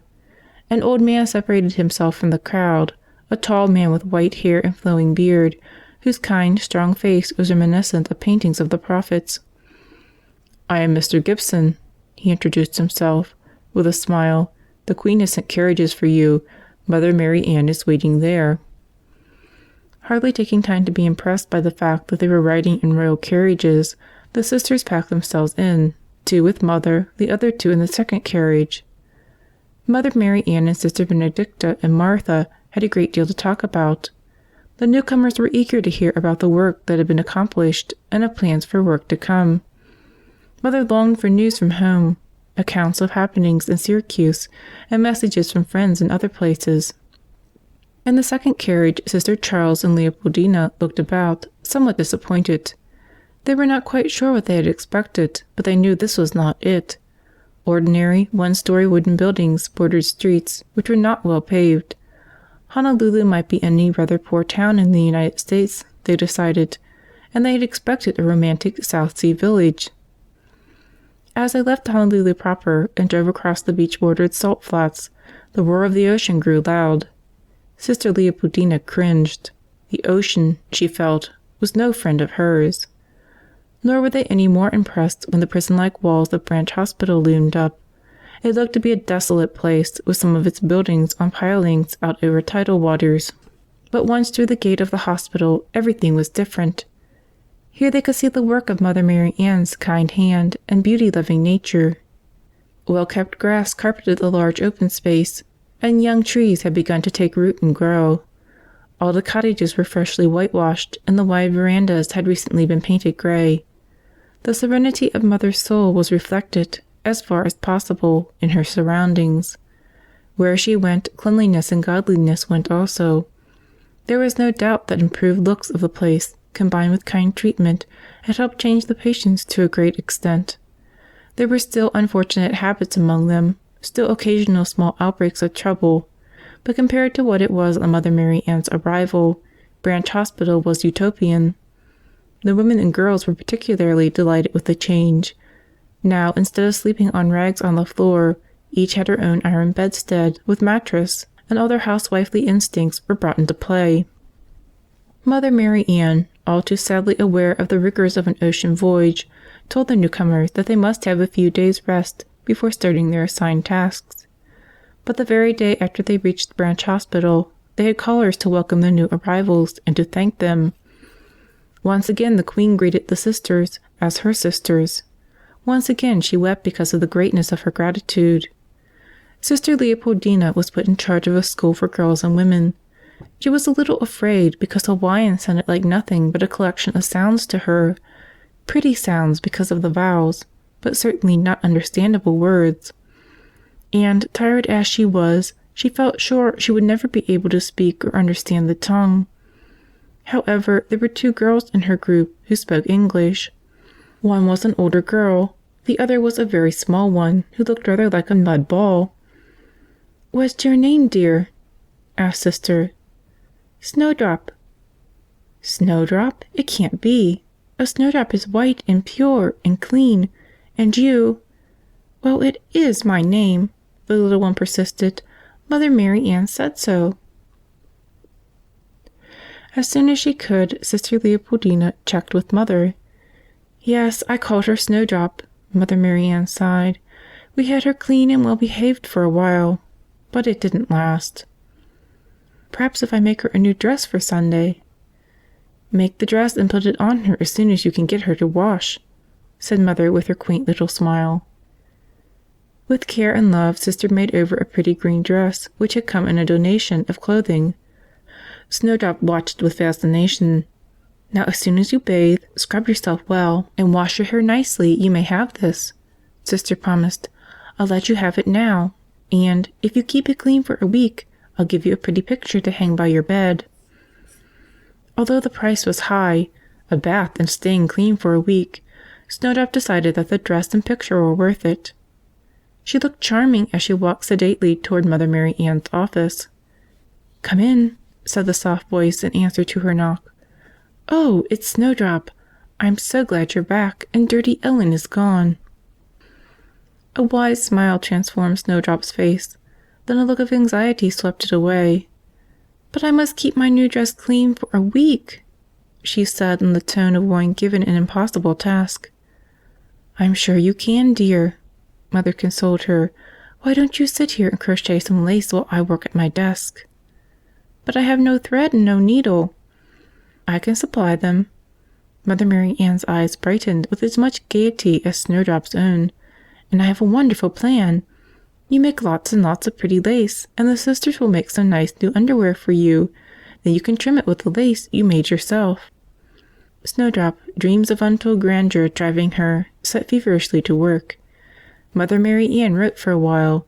Then, pen poised, she sat thinking of what Dr. Arning had told her. The Girls' Home. It was from Dr. Arning that Mother Marianne learned the sad news. Father Damien, who by his strength of soul and body had dragged the leper colony on Molokai up from the depths, was now himself infected. His death was, most likely, a matter of only a short time. His work among the tragic people had been tireless, and his accomplishments were unbelievably great. But there was still much to do, and his strength was going. The situation on Molokai was bad. It was used as a place of banishment, a sort of penal colony, for lepers who were lawbreakers. Mixed in with the brave and fine sufferers, there were opium addicts, gamblers, drunkards, even murderers. These made conditions hard for everyone, and doubly underscored the fact that little girls not yet diseased should certainly be removed before they were infected physically and morally. Branch Hospital was now operating with a degree of smoothness. The home for girls must be pushed along. On November 9, 1885, it was ready. Advertisements had run in the Honolulu papers seeking a woman to act as matron in the new home, but there had been no takers. Mother Marianne appointed gentle Sister Martha to take charge. The 2-story building was bright and pretty, but bringing the girls from Molokai to accept its welcome offered grave problems. Although the parents knew that their still healthy daughters would become diseased if they continued living at home, they bitterly resented having the children taken from them. The girls, for their part, had been allowed to run wild and were absolutely without discipline. They did not relish the idea of being subjected to any. The Kapiolani home was boycotted. One man killed the guard who had come to remove his 2 daughters, but in spite of parental protest, the girls were taken to the home. And what girls they were! "When we get cross with our parents, when we don't like to do what they say," one snapping-eyed youngster told Sister Martha, "we go away." "Where do you go?" "We go mountains." "How do you live?" There was scorn in the young face. "Plenty berries, leaves, we know how." "And then what?"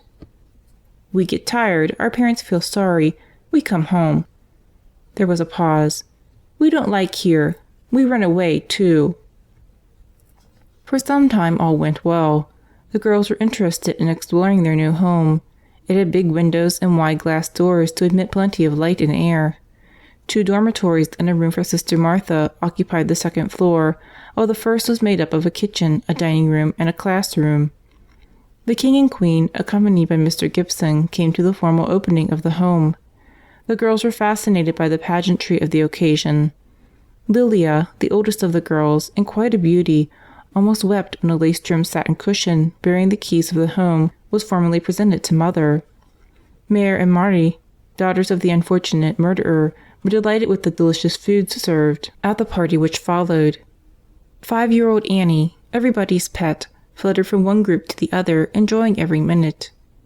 There was just one, 13-year-old Maka, who, while she accepted everything offered her, seemed never to be part of anything. Even though all the girls seemed to look up to her, she kept strangely aloof from them as from everyone else. From the beginning, Maka interested Sister Martha. She was easily taught in her classes, when she felt like paying attention. She learned very quickly to play the piano, then suddenly lost all interest. And where Maka went, the others followed. What she liked, they approved, and what she disliked, they detested. Through sheer force of personality, she was a leader, and she was headstrong. The best part of a year had gone by when one morning a troubled, frightened Sister Martha hurried to Mother Marianne. "Mother," she said, "7 of the girls are missing." "Missing?" Seeing Sister so deeply upset, Mother was doubly calm in an effort to help her. "Well, we'll find them. They can't have gone far." They looked first in all the obvious places, and then in less likely ones. It was plain that the girls could not have scaled the high, tight board fence that enclosed the hospital grounds, and the padlock on the gate had not been tampered with. "Mother, if I had not been asleep, this would not have happened." Poor Sister Martha was distraught. Oh, come, sister. You must have sleep. You're human, you know, and not an angel, yet. Mother's eyes twinkled for a moment, and the funny little smile everyone loved curled the corners of her mouth. But both went quickly to begin the search, for the matter was serious. These girls had been confided to their care, against the parents' wishes in many cases. The sisters simply couldn't lose 7 of them. At noon, their search still fruitless, Mother called their kind friend, Mr. Gibson, and told him of the bewildering affair. In the afternoon he came with some of the Hawaiian police to help in the search. The men reinvestigated all the places the sisters had been and thought of others. At the water's edge were great balls of seaweed left by the tide.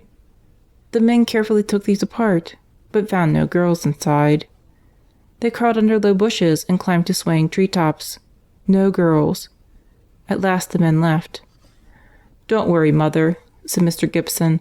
"When night comes and they get hungry and cold, they'll come back." "I hope and pray that is true," said Mother in a distressed voice. "But come from where? They certainly do not seem to be here, yet I do not see how they could have got outside." "Well, if they did, and I don't see how, either, they will be found very quickly. The Honolulu police will be watching for them, and since they are strangers to the city, it will be easy to spot them." There was little sleep in the convent that night, and the next day was heavy with depression. Each time the telephone rang, Mother grabbed it eagerly, hoping it brought word of the runaways. It never did. Nor was there word the next day, or the next night. Father Leonor came out from the city several times to offer his help. Over and over again, every possible and impossible hiding place was searched, and heaven was bombarded with prayers. Police had combed city streets and climbed the mountains. Miles and miles of beach were examined in case the girls had gone for a swim and been swept away. At first little Annie had been most solicitous, consoling Sister Martha and helping Mother search. Then she became silent. The nuns thought she was lonely for her friends. But on the 3rd day she broke down. "I know where they are," she told Mother. "You do, Annie? When did you find out?" "I knew all the time." Mother was stunned. Would she ever understand these people and their way of thinking? "Why didn't you tell me before, Annie? You knew how worried your friend Sister Martha and I both were. Why didn't you tell us?" Annie looked somewhat abashed, but not overcome. "The girls like go, and Maka say I not tell, so I not tell. But now I think is long enough." Mother shook her head. "Sister Martha," she called, "come here if you will. Annie wants to tell us where the girls are." Bewildered, Sister Martha came. "I'll show you," said Annie. She trotted stolidly out, followed by the 2 wondering sisters. Across the corner of the yard she went, and up to one of the wide verandahed buildings. "There," she said, pointing behind a thick bush. "But Annie," Mother was a little exasperated. Was the naughty child playing tricks? "There is no one behind that bush. It couldn't have hidden 7 girls." With the controlled patience teachers sometimes show to slow pupils, Annie stepped forward and pointed to the ground behind the bush. The nuns spied a slight depression in the earth below the lattice under the veranda. It looked about large enough to admit a cat or a small rabbit. Mother stooped down and peered through the trellis. In the cobwebby gloom she could make out 7 small forms stretched full length on the ground. There would have been no room to sit up. Mother sent Sister Martha hurrying to bring some help in removing the lattice, and they had to help the girls out, too. Cold, exhausted, from 3 days with little food or water, gray with weakness and dirt, they were completely unrepentant. "We wanted away," was their only explanation. "Maka said she would take us. We went." "Weren't you very hungry?" Mother asked. "Oh, no. Every night Lilia and Annie brought us things from the table." Lilia and Annie, the 2 most dependable girls in the group, or so the sisters had always thought. There was a vital bond between the girls, Mother realized, that no stranger, however beloved, could interfere with. Father Leonor, who had given Maka a lovely prayer book because of her docility and cooperation, was furious when he learned that she had been ringleader in the exodus. He scolded her severely, and she promised not to do it again. She didn't need to repeat herself, because any time the Spirit moved her, her fertile mind produced new ways to make trouble. Even so, bit by bit, the girls were adjusting to the difficult ways of civilization. Though they accepted the imposed rules of cleanliness and order, they remained wild and unfettered mentally, needing at intervals to prove that rules are not for them unless they wish to accept them. At such times, even Mother Marianne, whom they all loved and wanted to please, found them almost impossible to cope with. In the fall of 1886, she had new matters to concern her. Mr. Gibson came to Mother's office one day, evidently disturbed about something. He was aging rapidly, and Mother worried for him, not only because his health seemed to be failing, but because of rumors she had heard. He was very close to the King and Queen, who knew that in him they had an honest friend, whose advice was always sound.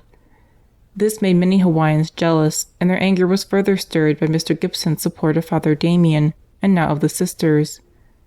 However, it was not this enmity that bothered the good man on this particular day, but something quite different. "Father Damien has just come to Honolulu," Mr. Gibson said. "We don't know what to do with him." "I don't understand," said Mother. "Well, the boat will not be going back for a week, and in the meantime we have no place for him. He cannot, of course, stay at the mission in Honolulu, and—" "Why couldn't he stay here with us?" asked Mother. "We can make him comfortable, more so than he has been for the past 16 years, I dare say." "I don't like to impose on you," Mr. Gibson said, "but it would be a wonderful solution to the problem." "Don't talk about imposing, Mr. Gibson. We will be proud and honored to have Father Damien with us." "Are you sure? You already have so many responsibilities. It would be helpful, to be sure, but—" "Mr. Gibson!" Mother Marianne's eyes were bright. "Don't talk as if we were doing you a favor. We will be glad to return some of your many kindnesses to us, of course, but in this case we are not. It is we who are being given the favor." She held up her hand to still further protest from Mr. Gibson. Then she rose from the chair behind her desk. "Come along with me. I'll show you the rooms I have in mind for him." "These 2 large rooms which are part of the gatehouse can be turned over to his use," Mother explained as they neared the building. "They have their own entrance, see? We'll fix one room up as a little chapel, and he can have the other as a sleeping room." Mr. Gibson beamed. "Mother, this is wonderful! Ideal! If you need furniture, if there's anything I can do, can send, will you call on me?" Mother Marianne smiled and agreed to let him help in any way he could. Gracefully and graciously she showed him out. She had work to do. Mother never seemed to hurry. There was never a sense of rush about her. Yet few people could keep up with her when she started on a project. And she was determined that when Father Damien arrived, his room would be ready and an altar prepared for daily Mass. As if by magic, a cheerful rug, a nice bed, a comfortable chair were found and taken to the guest's room. Fresh mosquito netting was put in place. Then in the next room an altar was prepared, a well-scrubbed table covered with Mother Marianne's finest linen cloth. Then, very excited, they waited for Father Damien to arrive. They had, of course, heard tales of his great strength, his tall, youthful vigor, his drive. When he arrived, they were dismayed. His purplish skin, thick, pendulous ears, swollen nose, and bloodshot eyes showed that the disease was progressing rapidly. But even so, the drive was still there. So, too, was the gentle kindness and childlike gratitude that so endeared him to his people. He commented with appreciation on each detail of the preparations which had been made for him, accepted with sweetness the small comforts supplied. But, most of all, he was grateful for the opportunity to talk with Mother Marianne. For years the good priest had longed to have sisters in his colony, and now, as his end drew near, he was more than ever anxious to have them come, to see them established before his final summons came. During the week he waited for the boat to take him back. For the last time, Father Damien and Mother Marianne had many long talks. They were agreed from the beginning on the need for having sisters in Molokai. The only problem was when and how they should get there, a problem that seemed insoluble. But Mother Marianne felt that her call was to work on the island. She was willing to trust God to get her there. A signal at night. During his stay at Branch Hospital, Father Damien had accomplished a great deal. The fact that Molokai was so often used as a place of punishment made law-abiding patients reluctant to go there. Yet because of overcrowded conditions at Branch Hospital, it was plain that before long a good many of the sick people must be moved to the other island, in spite of their protests. To these, Father Damien had pointed out how much better off they would be on Molokai. "Here," he said, "you are confined. Other people will not come near you because you are different, diseased. On Molokai, all your neighbors are just like you, and no one scorns you." "And may we move about?" asked one young man.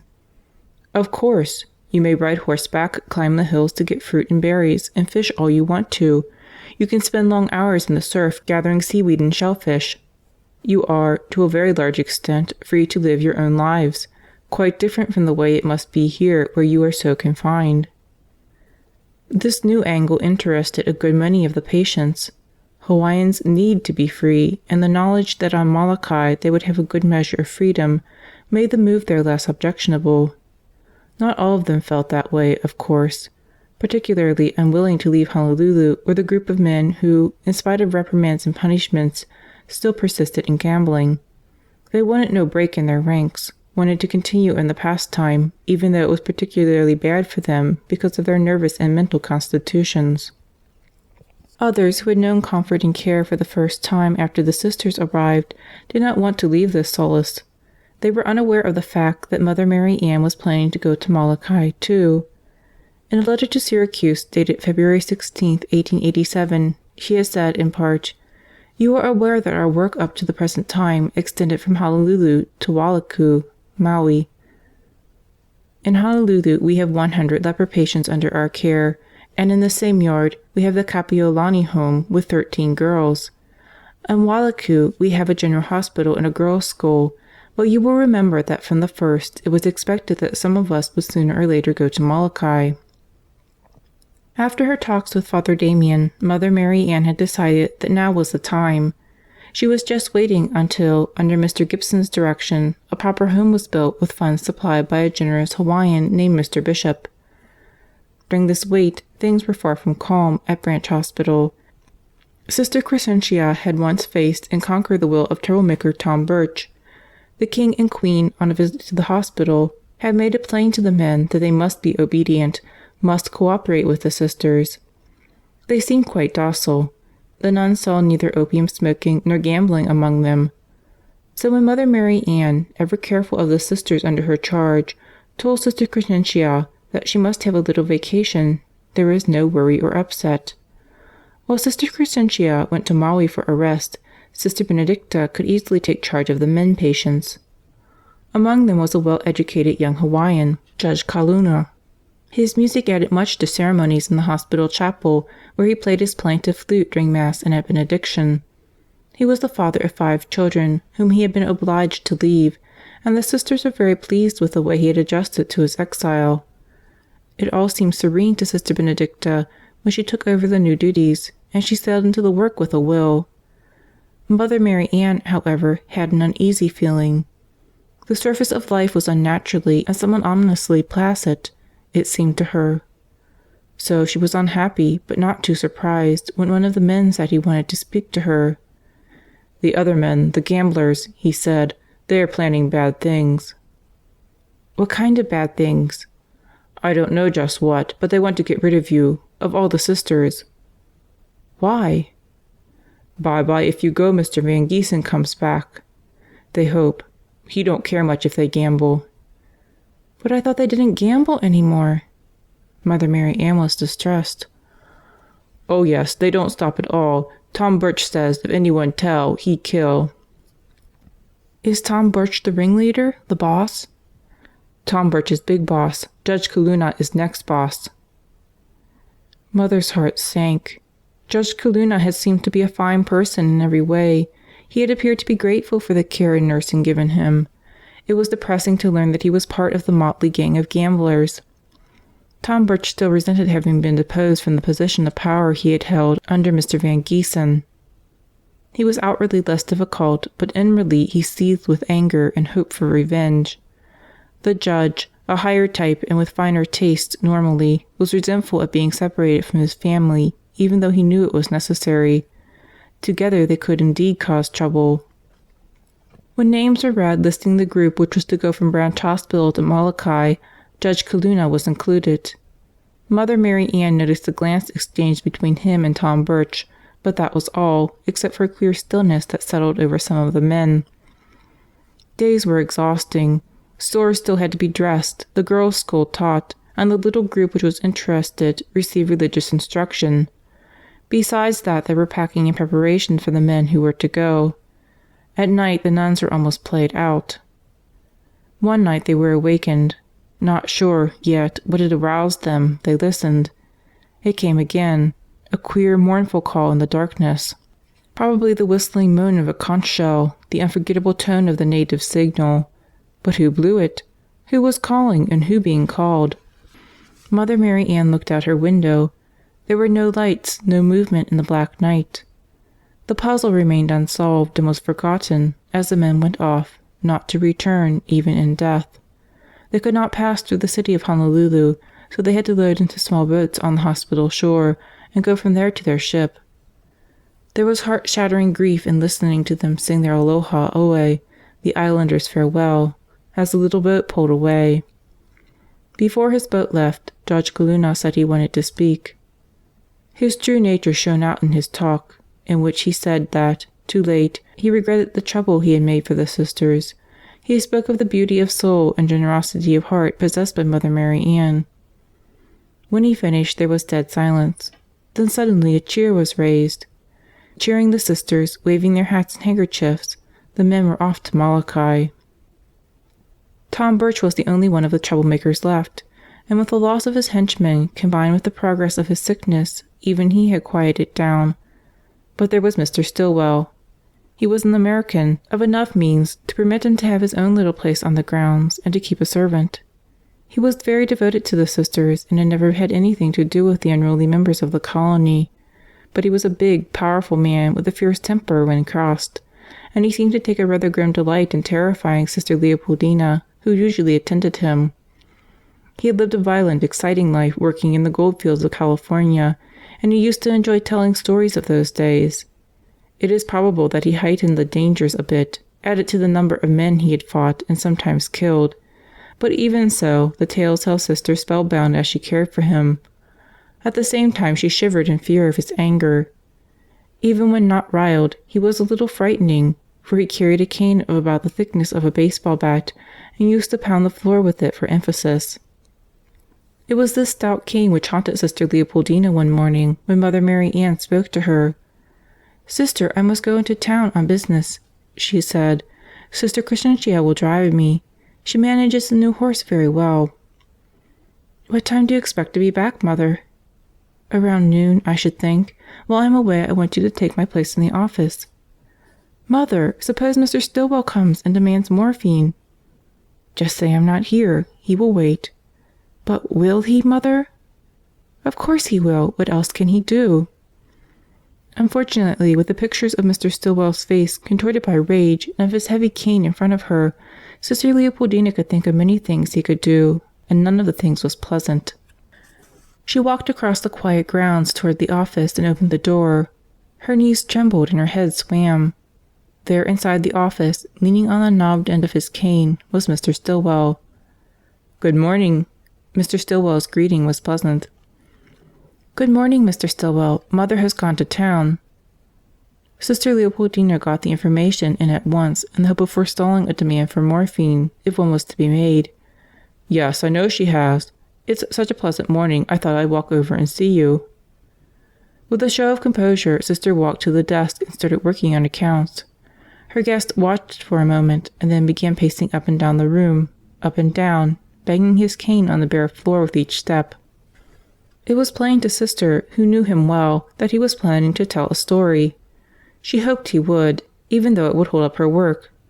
For while he talked, he might not think of his pain and of the drug which killed that pain.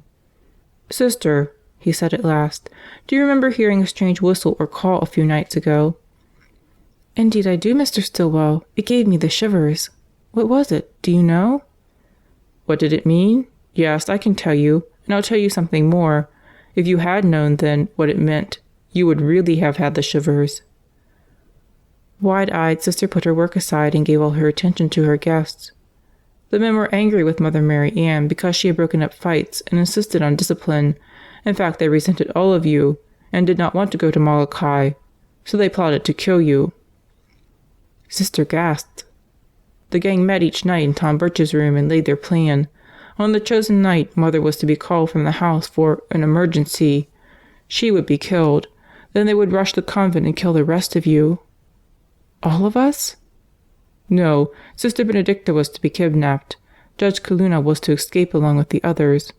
Once out, he would leave them and, taking his prisoner, Sister Benedicta, over the mountains with him, he would go to his little farm, where she could nurse him. Sister shuddered, almost dizzy with horror. That eerie whistle? That whistle was a signal. But what? Why didn't? I got wind of something going on, said Mr. Stillwell with satisfaction. I sent my houseboy John to spy on them. Since he's a native, it was easy enough for him to join the gang. And then? Mr. Stillwell's face flushed and his eyes popped in excitement. They gave the signal, and I let them see that I was there ready for them. He swung his heavy club wildly. I was ready to crack open every head if they tried to hurt the sisters. The still unharmed muscles of his shoulders rippled, and his eyes took on a glint of near madness. But you were one, and they were many. They might have killed you, Mr. Stillwell. I doubt it. They were cowards. Mr. Stillwell left the office, his brutal, life-saving club thumping the ground as he walked away. Sister seated herself at the desk, trembling and sick at the recollection of Mr. Stillwell's story. Then suddenly she began to laugh, and was still laughing when Mother returned. She told Mother the story. But that wasn't funny, Sister. Mother was bewildered. What made you laugh so? I was remembering my last letter from my school friend, you remember, the one in which she said how she envied me my calm convent life on a peaceful island. I wonder what she would make of this incident. Mother Marianne laughed too. You better not tell her about it, she said. It might disillusion her. Sister agreed, and Mother, still pondering disciplinary problems at the boys' school, started on her mountain of paperwork. Changes. The unremitting work in Branch Hospital and in the Capiolani home was telling on some of the sisters. Mother Marianne never demanded the impossible from anyone but herself, so she was always on the lookout for opportunities to give the sisters a little treat. There are errands in town, she said to Sister Leopoldina one morning. Sister Charles will drive you in, and you are not to come straight back when you've completed your business. Not to come straight back, Mother? That is what I said. Mother made her voice quite stern, but her eyes had their delightful twinkle. I've given Sister Charles the same instructions. Now get on your way. The two nuns were like schoolgirls in their pleasure. It was a perfect day. A pleasantly warm sun was tempered by a soft breeze from the water, a breeze which gently swayed tall trees and sent little shadows of blossoms drifted down. At intervals, one of these flowers fell on old Charlie's ear and caused him to twitch it. But other than that small gesture, he trotted along like an automaton, like a horse in his sleep. From his well-shaped head and good ankles, you could see that he was a horse of fine breeding, and that gave Sister Charles a good deal of satisfaction. In her girlhood, she had driven her father's horses. He always had the best, she would explain. So even though she was frail and far from well, it was a joy to have reins in her hands again. It makes some kind of bond between us, she commented. A good horse, like Charlie, can sense what his driver wants almost without any weight on the reins. Charlie's stolidity when he stood while Sister did her errands, his super decorum when they started for their pleasure drive, gave no particular indication of this bond, nor, on the other hand, did it give indications of other facets of his nature. He was just a somewhat utterly horse doing what he was supposed to do. They drove down King Street, past comfortable houses with well-tended gardens, and on toward the park. Tall palms climbed straight and then erupted into a crown of greenery. Beds of brilliant flowers shouted for attention, and even bushy clumps were bright with multicolored leaves. The two nuns drank in all the beauty. Suddenly Charlie's head came up and his ears pricked forward. He was jarred out of his contemplation by the sight of a horse ahead of him. Ahead! Time was when no horse went ahead of Charlie, when he had been king of the road. Well, he'd show this pretender a thing or two. He trotted faster, but did not overtake the light carriage. He went faster, then faster, his ears laid back and his body straining. "I can't slow him down," gasped Sister Charles, her knuckles white as she tugged on the reins. "He has the bit between his teeth." "Don't try to slow him. This is exciting." Sister Leopoldina was enjoying every minute. "It won't be so exciting if a trace snaps or a wheel flies off," said Sister Charles. "We'll both be thrown out and killed." Charlie was going all out now. His legs moved like pistons. The carriage rocked and swayed, crashing into stones and dipping into holes. Bit by bit he overhauled the other horse, who didn't know it was a race. Having passed him satisfactorily, Charlie stopped, snorted, shook himself, then settled down to his usual dignified pace. "We'll go home now," said Sister Charles. "Oh, must we? That was a lovely ride." "I couldn't live through it if Charlie tried that trick again." Sister Leopoldina was distressed to see that her companion was pale, almost blue, but she assured herself no permanent harm had been done, and it had been a thrill, on an outing which could not be repeated very often as the workload increased. When the girls in the Capiolani home learned a little, they were then ready to learn more, and more time must be devoted to them. The number of patients in Branch Hospital grew, too. Time became steadily more precious, more packed with work. In the meantime, work on the Bishop home on Molokai was progressing, and Mother Marianne was winding up her duties in Honolulu and Maui. But in the spring of 1888, an event occurred that distracted her from all other activities. Mr. Gibson, Prime Minister in Honolulu, was deeply interested in the leper patients, and had always done all he could to help both Father Damien and Mother Marianne. This infuriated the few but powerful anti-Catholic bigots in the islands. He was close friends as well as advisor to the king and queen, which angered political hopefuls. By the plotting of these haters, Mr. Gibson was removed from office. In fact, so much feeling had been aroused against him that the mob wanted to lynch him. He had been sent into exile where he was to die.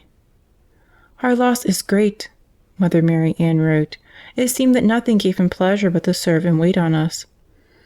But despite the irreparable loss, work had to go on. Mother Marianne made a last visit to Maui to see how the work there was progressing.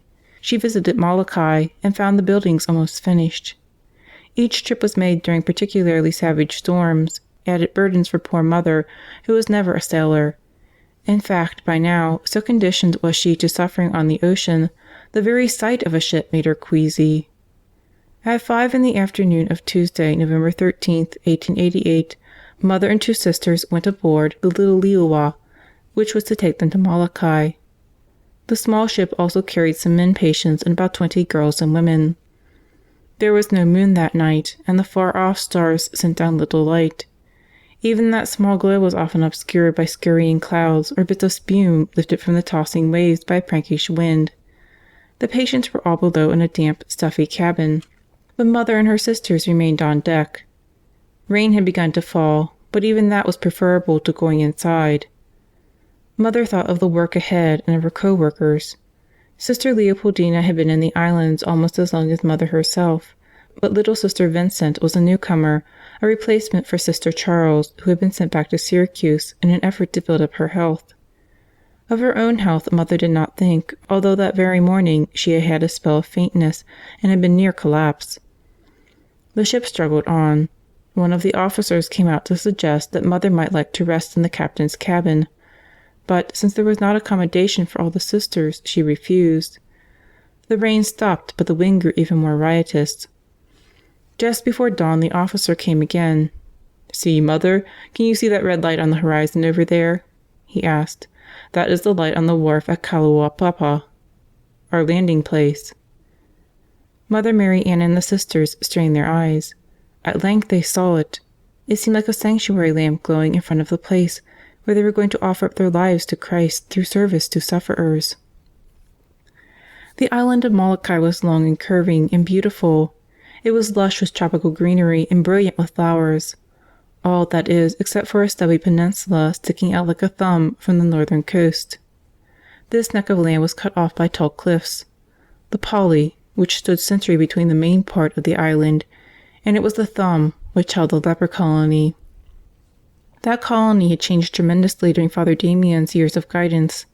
His first home had been under the roots of a great pandanus tree. The lepers, living in shacks they had cobbled up themselves, had had no care except what they gave each other. There was no law and little order on the island then, and the children were without discipline or schooling.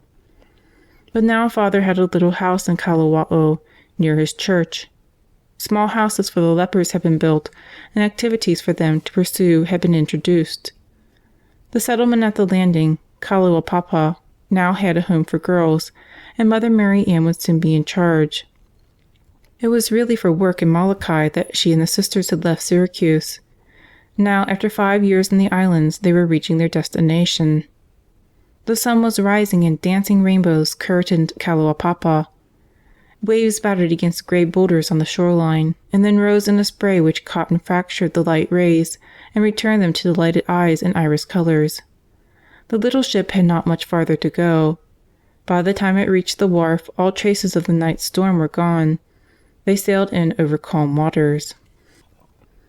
As they neared the shore, they saw great white slashes down the sides of the Pali and learned that these were mighty cataracts seeking the sea.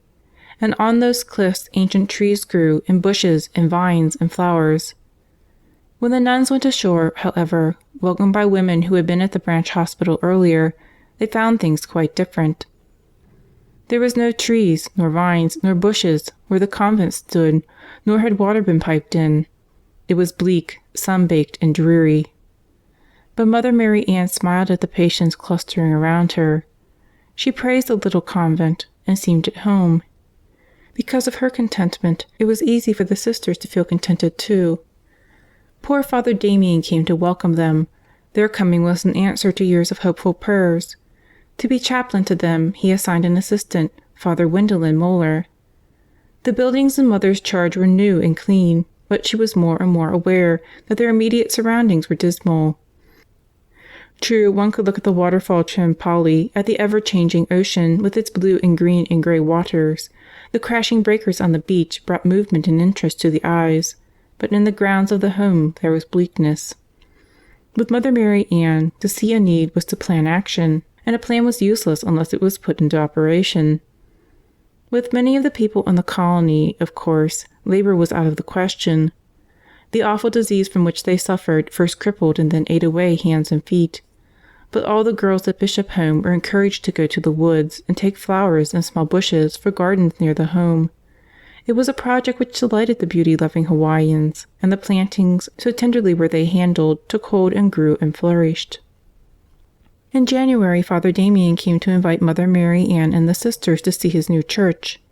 The little wooden one which had been there when he arrived was now too small for his flock, and he had a new one which he had helped to build with his own diseased, disfigured hands. He himself could not see it very well, for as leprosy progressed, his sight went. But so much love had gone into the building of the church that he was sure it must be beautiful. Damien Road, which connected the nuns' place at Kalawapapa with the men's settlement at Kalawa'o, was called a road mainly because it was used as a passage between the two places. Afoot or on horseback, it was not too bad because then the stones and holes along it could be bypassed. The heavy, springless wagon in which the nuns were conveyed seemed to have been especially designed for the road. Its width was such that it was impossible to avoid jolting over every rock, to miss the bone-shattering downs into every pothole. I'm beginning to remember what seasickness feels like," gulped Sister Leopoldina, when they'd been swaying and bouncing for a while. Mother Marianne looked at her with pity. "I hope not, my dear," she said. "I certainly hope not." Fortunately, the trip was finished without any upset, and all discomfort was forgotten in the joy and warmth of their welcome. Father Damien in particular was happy. He was eager that Mother Marianne should go at once to see the site for the home for boys to be given by a Mr. Baldwin. "When I think that my poor afflicted children will have a mother's care, I am happy indeed," he said. "They have been so neglected. I couldn't fill a mother's place."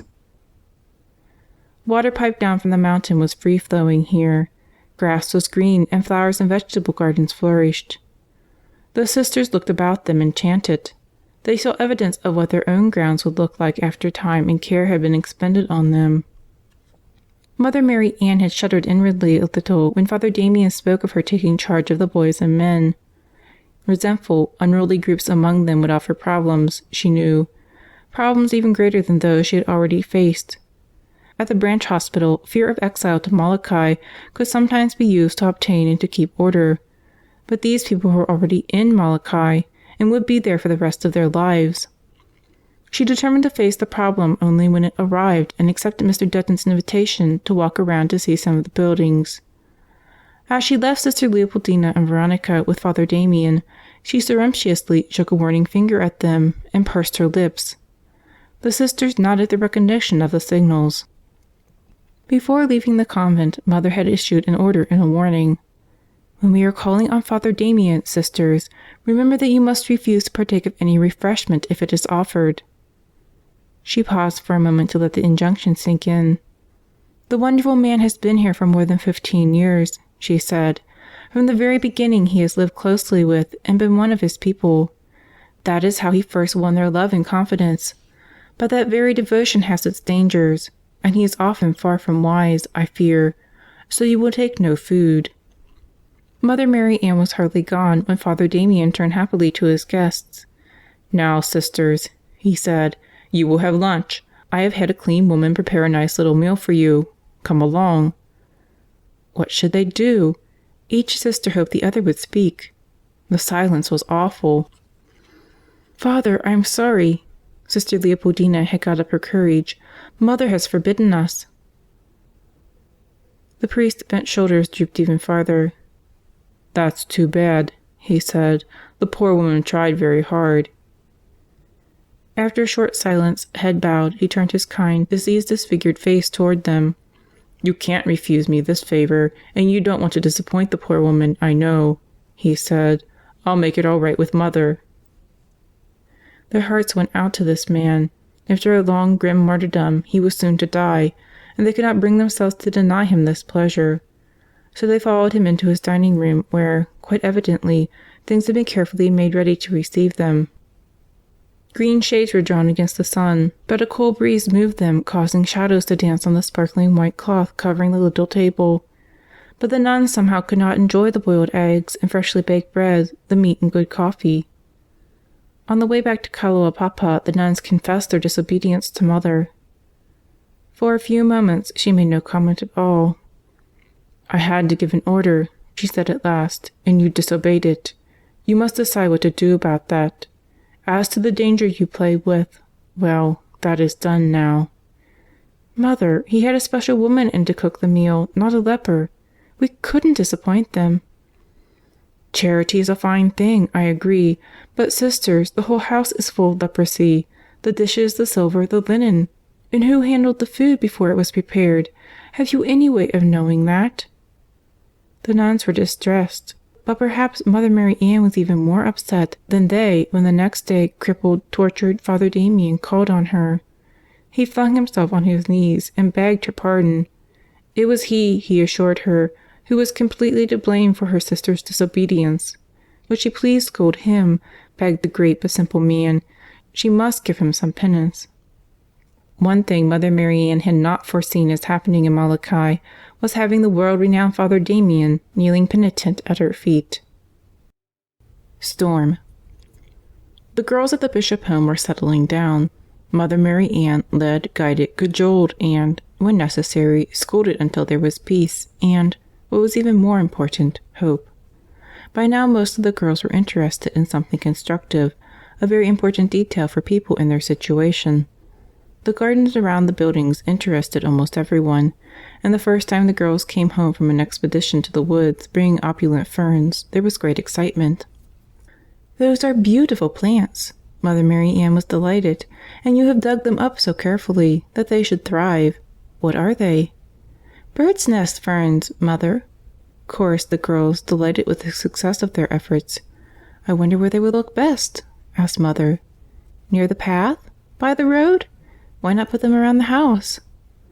The last suggestion was the one agreed upon. The yard man was summoned and the ferns carefully set out. Precious water hauled in casks from mountain streams was sacrificed to feed the thirsty roots. The plants throve. Then one morning the girls awoke to see the beloved ferns uprooted and scattered around the yard. One of the vandals was still at work. Wandering cows against whom there were no fences had pulled up the greenery, but not finding it good to eat, they simply dropped the plants around the yard. A troop of yelling, scolding, arm-flapping girls descended on the cows and drove them off. It was bad enough that the beasts should often wake the girls at night when they scratched their back on the house corners, but to destroy beauty, that was too much. As soon as they were able, the girls went again to the forest, and again brought home ferns. Once again they were set out tenderly, once again they were established, and, unhappily, once again the wandering cows found and sampled and discarded the ferns. Mother Marianne made no suggestions. She did not want to press the girls into what might well be a losing battle. But once having seen the beauty of greenery around their verandas, the girls decided to continue the fight. And while the war was going on, a newcomer appeared on the scene. "What is that?" asked Mother in alarm as a blackish, snuffling, grunting apparition lumbered up. "Is it dangerous?" Carpenters working on a new building laughed. "No, Mother, that's just old Dennis the pig. He's very gentle," they assured her. "A pig? That?" Dennis in his youth might have looked more like a pig. Then his black skin would not have been so deeply mud-encrusted. But now, perhaps from years of rooting, his snout had an upward slant. His tusks had grown so long that they curved back nearly to his ears, and the stiff bristles on his back stood up in such a way that he seemed perpetually angry. It was hard, even for Mother Marianne, who always wanted to think the best of everyone, to believe that the creature had love in his heart. But he did, and he developed a particular affection for Sister Veronica, who became the source of many snacks. He became a regular visitor, and if Sister did not have his meal ready when he arrived, he would patiently stretch out on the grass and wait, legs folded under him, neck extended. He was there one day when one of the sisters was showing a highly nervous doctor through the colony. Dennis was confident of his friends, so he didn't bother to get up when footsteps approached. His tusks, in their curving travels, pulled his lips back, so his teeth shone out in a perpetual, unintentional snarl, and his remarkable long neck gave a touch of the snake to his appearance. Dennis was such an accustomed visitor that Sister hardly noticed him. Dr. Swift the caller didn't notice him either until he almost stepped on the patient creature. The poor doctor saw him and jumped feet into the air, arms thrown wide, eyes starting from his head. "Good Lord, Sister!" he shouted. "Is that the devil?" "Not at all," answered Sister. "It's old Dennis the pig. Haven't you seen old Dennis before?" "I have not." The doctor shuddered. "And I would be just as happy if I never see him again. He's a horrible sight." "Dennis?" Sister was a little hurt. "But we're very fond of him. He's a pet of ours."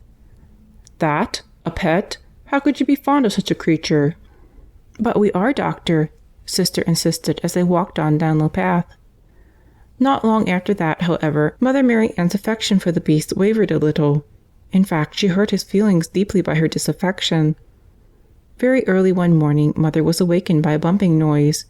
She lay still a moment to locate the sound and heard a snuffling and shuffling outside her door. Her heart sank. Drunkenness was still an intermittent problem among the men, and she feared that some bemused man had strayed from his quarters. Such a one might be troublesome, she knew, but it would be bad to have the girls frightened. Frail in body though she was, it did not occur to her to do something but face the danger.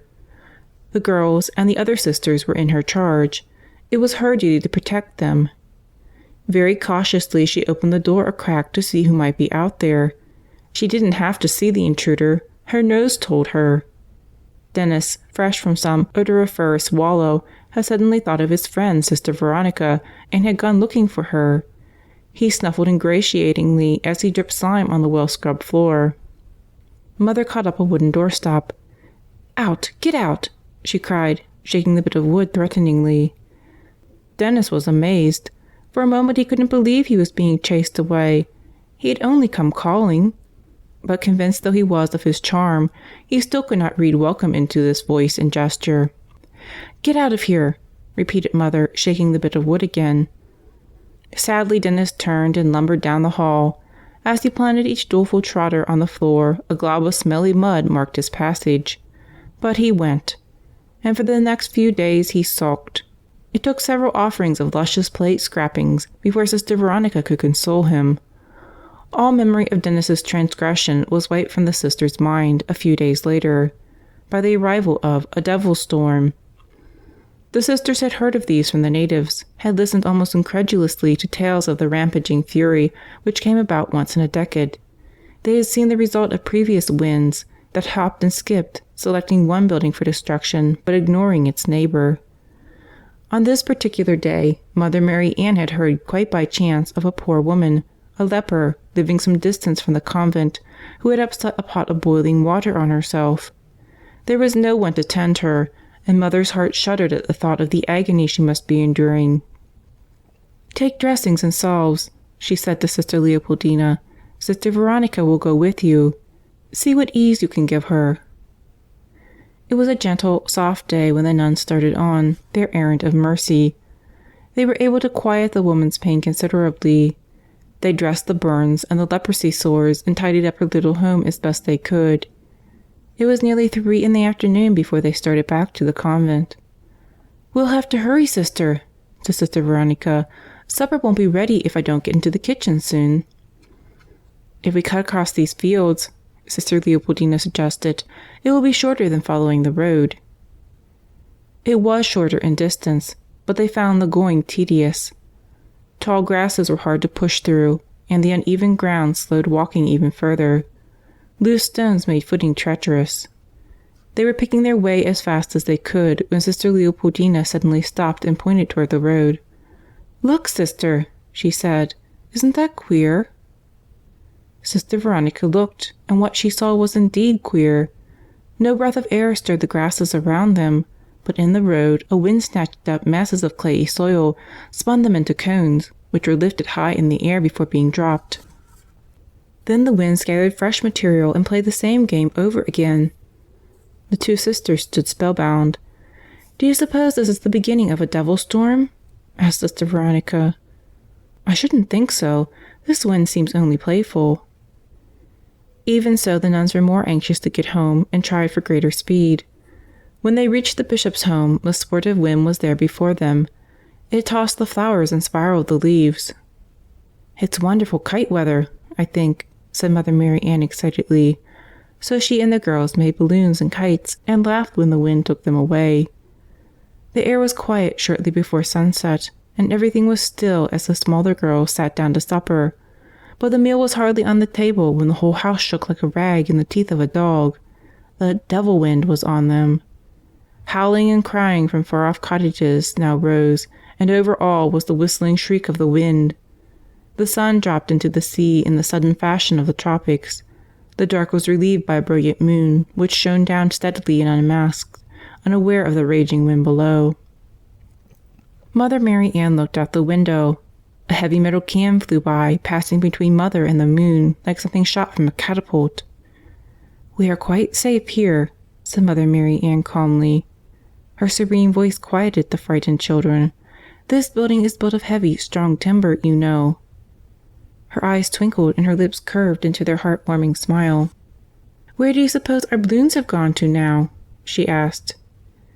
It was hard to be frightened in the face of such composure. The little ones became interested in guessing odd and impossible ports of arrival for the paper craft.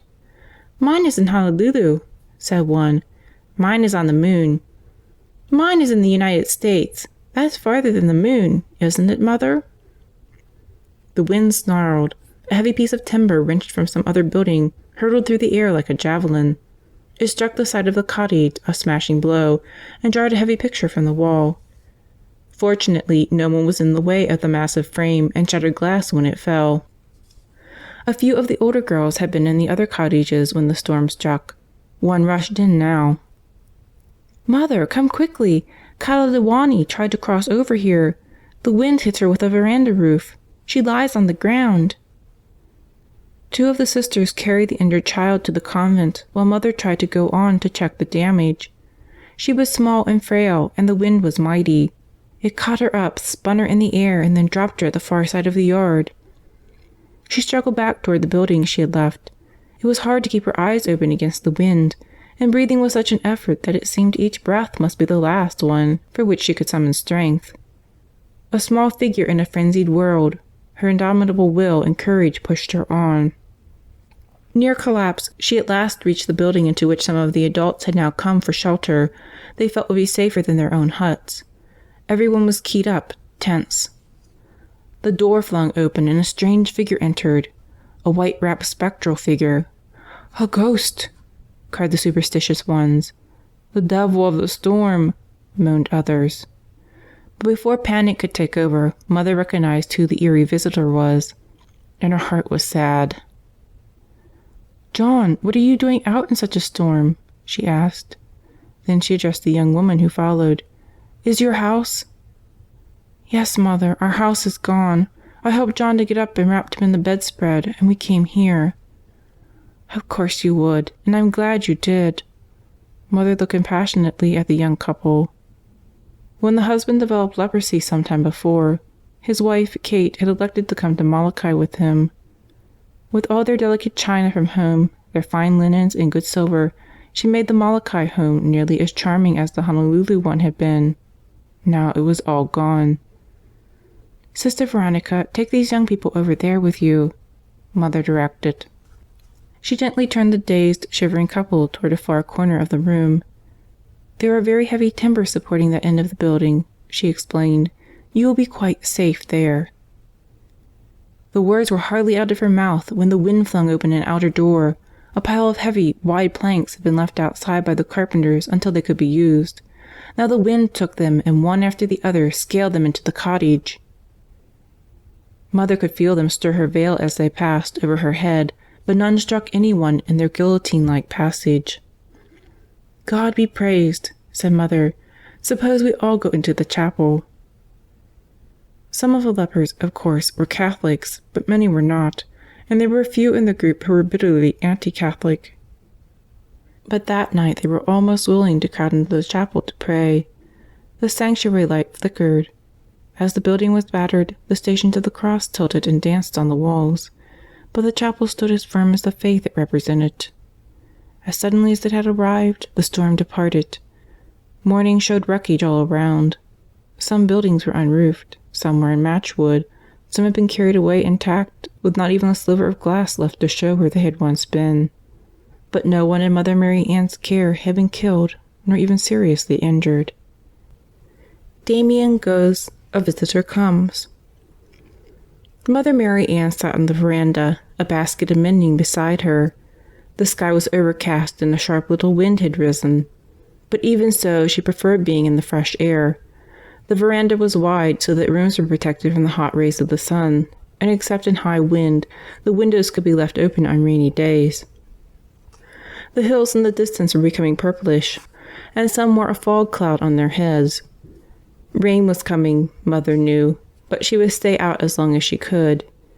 Much of the mending was of the simplest sort. She could do it mechanically while her mind was busy with other things. A strain of music drifted over on the wind, and she smiled. That had worked out well, she told herself. When the two women had first come into her care, their depression was overwhelming. Depression was not unusual with sufferers from Hansen's disease, the name of leprosy, but with these two it was greater than she had seen. It took patient, gentle questioning over many weeks before she found the reason, and the reason, by a strange coincidence, was the same in each case. Both were musicians skilled in playing the organ, and now neither could perform, for the disease had destroyed the feet of one in the hands of the other, and both lived in fuming resentment. Their mental state was doing them physical harm. Mother had considered the matter. Mother Marianne was above all things practical, down to earth, and completely without false delicacy. When, as a girl, lack of money made it impossible to buy things for her brothers and sisters, she had been able, as a rule, to concoct some substitute which gave them just as much fun. Barrel staves served as snowshoes or skis or sleds. Wrapped newspapers jauntily laced with ribbons had served as leggings. There must be some solution for the problem of the two musicians. When the solution came to her, she was amazed that it had taken so long. "It's so obvious!" she exclaimed to herself. Now if they'll only cooperate. At first the two had demurred, but their craving for the music they loved to create was stronger than their obstinacy, and now they practiced almost every day. The one with feet pumped the organ, while the one with hands used the stops and keys, and the friendship which grew between them was valuable to both. Mother Marianne sighed, folded a patched pillowcase, and took another from the basket. If only all her problems were so easily resolved, she would be happy. She heard the wagon wheels coming along the road from Kalawao, and looked up to see who might be driving from there. It was Father Damien himself. It was unusual for him to leave his own area, but she was happy that he had.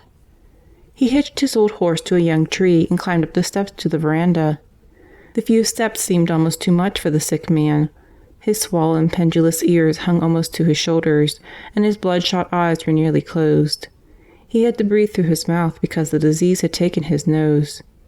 Bent, crippled, disfigured, he was grotesque, he who had been noted for his height and strength in his handsome young manhood. Yet when he smiled and greeted Mother, she was unaware of his disfigurement, for she had the feeling she was talking with a saint. "I'm glad I happened to be out here with my mending," she said to herself.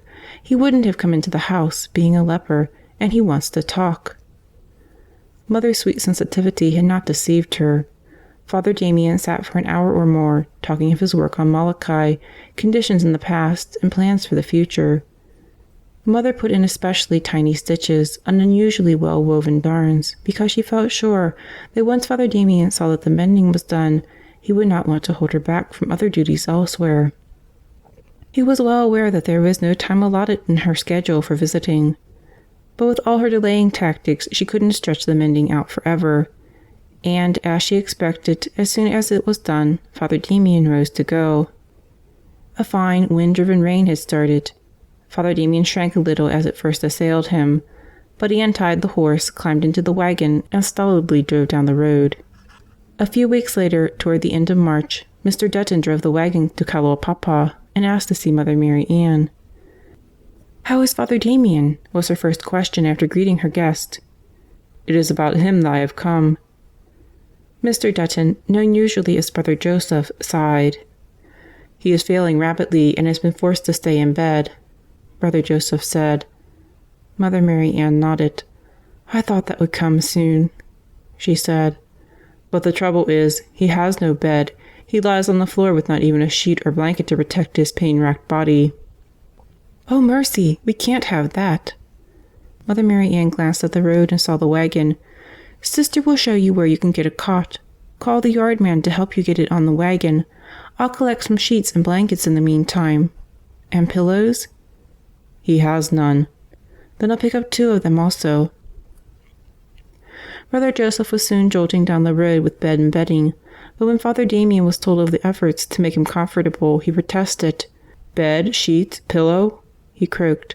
"Not for me. There are poor people who really need them. I can't have such luxury when others do without." "But Mother Marianne will be disappointed." Father Wendelin, who was there, knew that only such an argument would have weight. "She wants to do something for you, and that was all she could think of." So rather than disappoint anyone, the dying priest allowed himself the luxury of a simple bed. On the morning of April 15th, 1889, he died. Mother Marianne, taking Sister Leopoldina with her, hurried over to prepare the body for burial, to help plan for the funeral. The patients were dazed with grief and hopelessness. The first person to treat them with love and compassion had left them, and they did not know where to turn. Father Damien had often said that he wanted to be buried under the pandanus tree, which had been his first home. So the grave was dug there, and after Mass on April 16th, his body was laid to its final bed. Suddenly Mother Marianne was swamped with new problems. Not only was there confusion in the Molokai settlement now that its head was gone, but there were changes in Honolulu. The Board of Health decided that Branch Hospital was too great an eyesore to have near the city, so they tore it down and moved it some miles down the beach. The Kapiolani home for children still had to be operated. "Mother, shall we do this? Mother, what would you think of that? The Board of Health has decided." From morning to night, day after day, Mother Marianne was bombarded with questions, confronted with problems to be decided. One of the sisters became worried. A visiting doctor had been certain that no one could work with the lepers, nursing and caring for them, without contracting leprosy himself. One day, Sister could stand the worry no longer. "Mother, what will you do with me if I become a leper?" she said. Mother's great eyes studied her calmly. "You will never become a leper," she said firmly. "I know we are all exposed, but I know, too, that God has called us for this work." Sister nodded. Already the serene sureness of Mother Marianne's voice was having effect. "If we are prudent," Mother went on, "and we do our duty, He will protect us. And remember, you will never be a leper, nor will any sister of our order." Sister would have been as likely to challenge the words of a prophet of old as to doubt Mother when she spoke so. She went back to her work, her mind at rest. In May, 2 of the sisters who had worked in Hawaii came to Molokai to help carry the load there. Sister Irene and Sister Crescentia, as they boarded the little ship that was to carry them, noticed that the bishop and Father Leonor were at the pier saying goodbye to a priest. He was a slim man, almost frail in appearance, whose skin, even though tan from outdoor living, seemed still to have a sickly cast. The trip was stormy, as usual, and longer than it should have been. The sisters were ready to disembark almost as soon as the ship was secure, but the man was ashore before them. They just got a glimpse of him walking down the road that led to the doctor's house. The next morning one of the sisters left the convent to make her rounds of the sick. She had not seen the man who had crossed from Honolulu with the sisters, but from their description she recognized him in the man now leaning on the fence.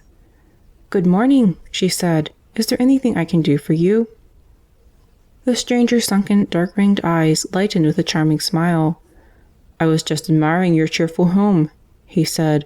"It is the pleasantest place in the settlement." Sister was pleased. She, like everyone else who was able, had worked to carry out Mother Marianne's plans for landscaping. It was nice to have the results appreciated. Before she could express her thanks, the man spoke again. "I would like to see the Reverend Mother," he said hesitantly, then added hastily, "that is, if it is not too early." Sister laughed. She couldn't help it. "Too early?" she said. "At 10 in the morning? Why, Mother has been busy for the last 5 hours or so." The man laughed a little too. "I didn't mean just that," he explained. "I just thought that perhaps later in the day she might have fewer duties, more time for visitors." "Mother is never without duties awaiting her," Sister said seriously, "but she is never too busy to welcome a guest. Come, I'll show you where her office is." She had no notion that, as she trotted briskly ahead, the man who followed her was Robert Louis Stevenson. The author and the mother talked. Each brilliant mind struck sparks from the other, and the range of their subjects was wide. Each found the other stimulating to talk with, each admired and respected the other. But Mother's free time was not unlimited, and the visit had to end. The next day Stevenson was back, this time to call on the girls. He brought with him a croquet set which he set up with the idea of introducing the game to the home. At first he could get no players. The girls found it hard to believe that a non-leper should come just to bring them pleasure, but the charm of his personality and a little gentle urging from Mother Marianne got a game started, and what fun they had! As the sun climbed high, Mother became worried. Stevenson, she knew, was a sick man. He had come to the South Seas in search of health, but he certainly wouldn't find it romping and shouting in the noonday heat. She went out to him. "It isn't wise for you to exert yourself so," she said, "particularly in this heat. In your condition it could be very dangerous." Stevenson's eyes were even more sunken and his lips were bloodless, but his smile was radiant. "You have some very clever young ladies here, Mother Marianne," he said. "They'll play better than I do before the end of my visit." He wiped his brow. "I've had a very pleasant morning," he went on, "and I'll be here tomorrow afternoon to play some more." He arrived about 2 the next day and found the yard filled with eager players. Mother Marianne urged him to wait a while and gave a great many sound reasons for postponing the game. But though he listened courteously, his eyes kept straying to the croquet field, and as soon as he could, he flew out there. Mother watched the game with worried eyes. She saw the world-famous man so excited about his game with the leper girls that he became exhausted and flung himself on the ground to rest between turns. "What can I do, Sister?" Mother asked. "How could we manage if he had a hemorrhage here?" "I don't know what to suggest, Mother. If he did collapse, we couldn't give him the proper medicine, food, or care." To the nuns' relief, the game came to an end, but not before every girl had learned to play.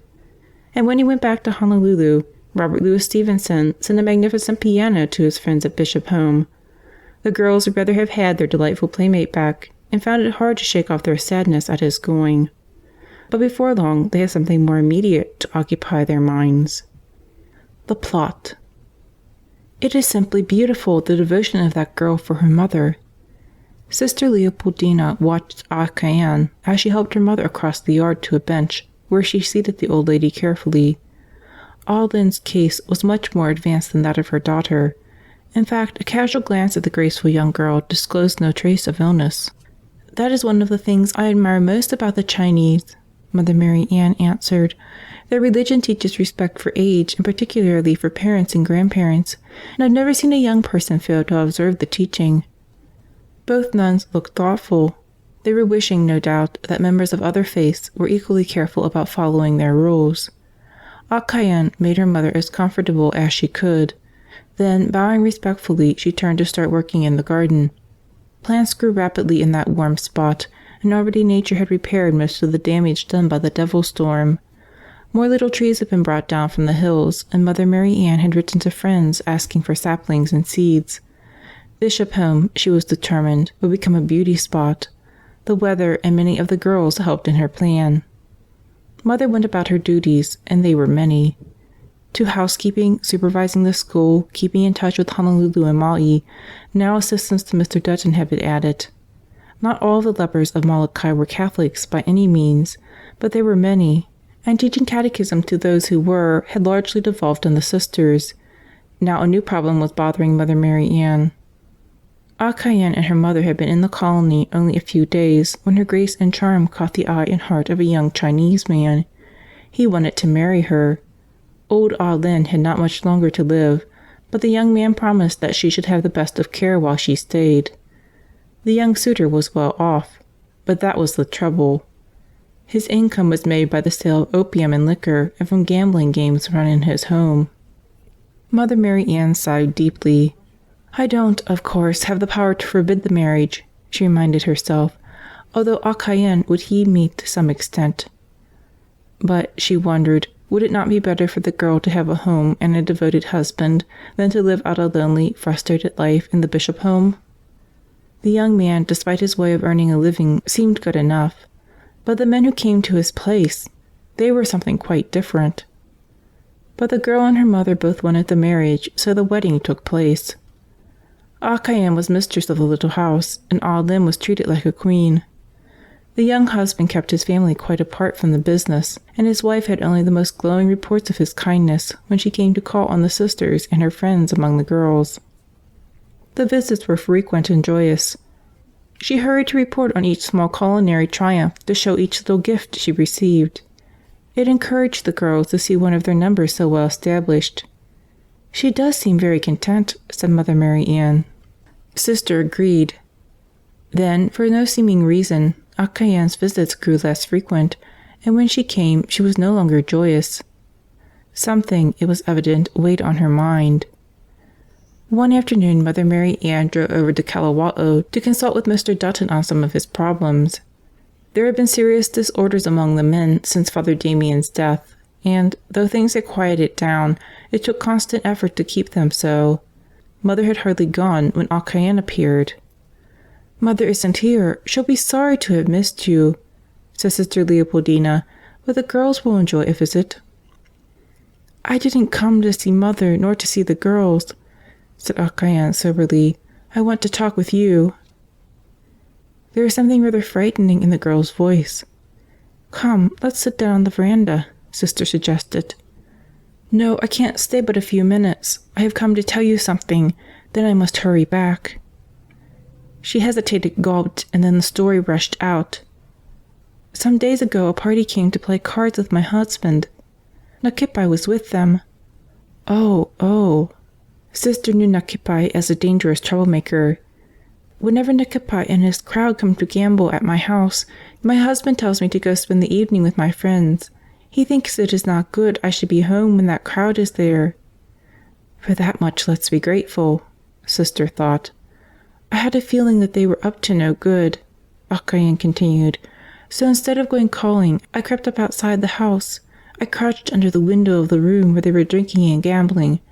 It was awful. Sister waited, wondering. Nakipai said that Mother Marianne was making things bad for the men on the island.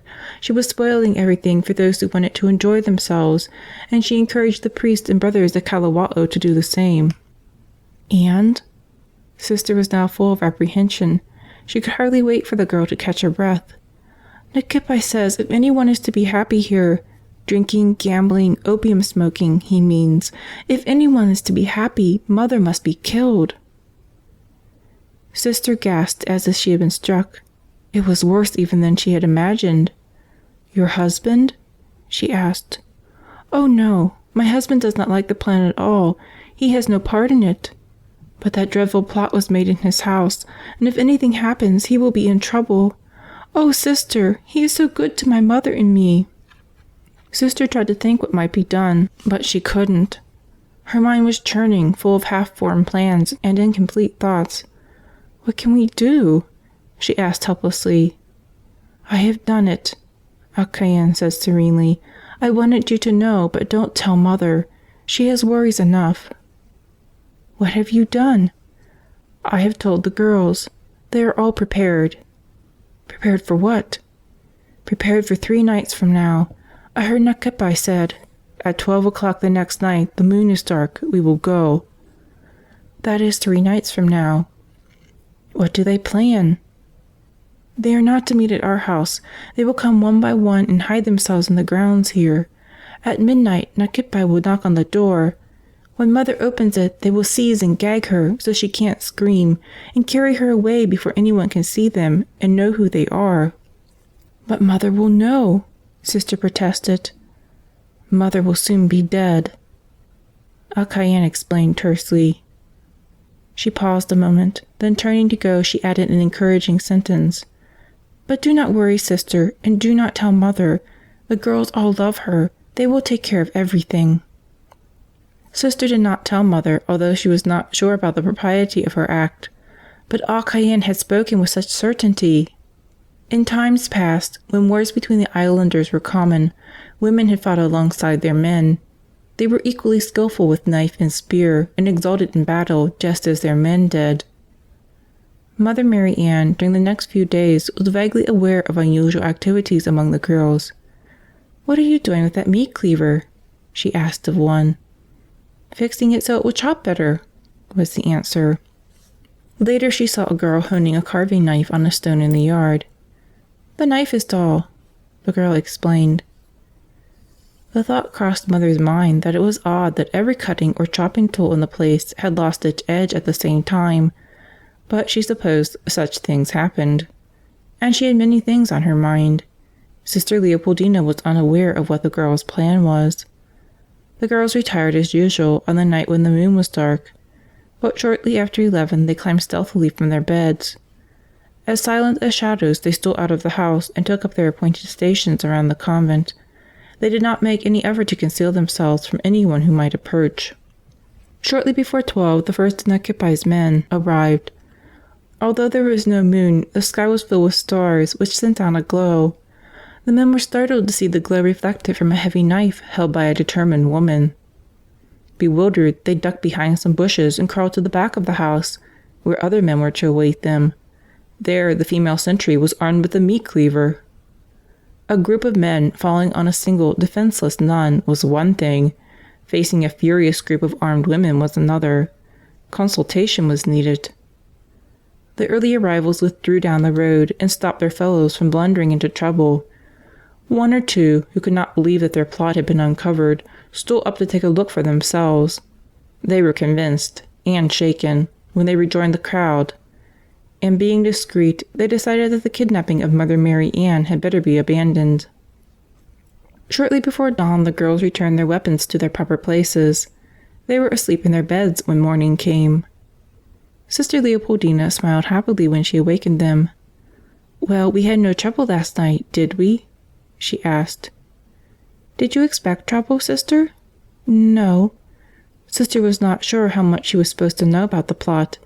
Anyway, we didn't have any.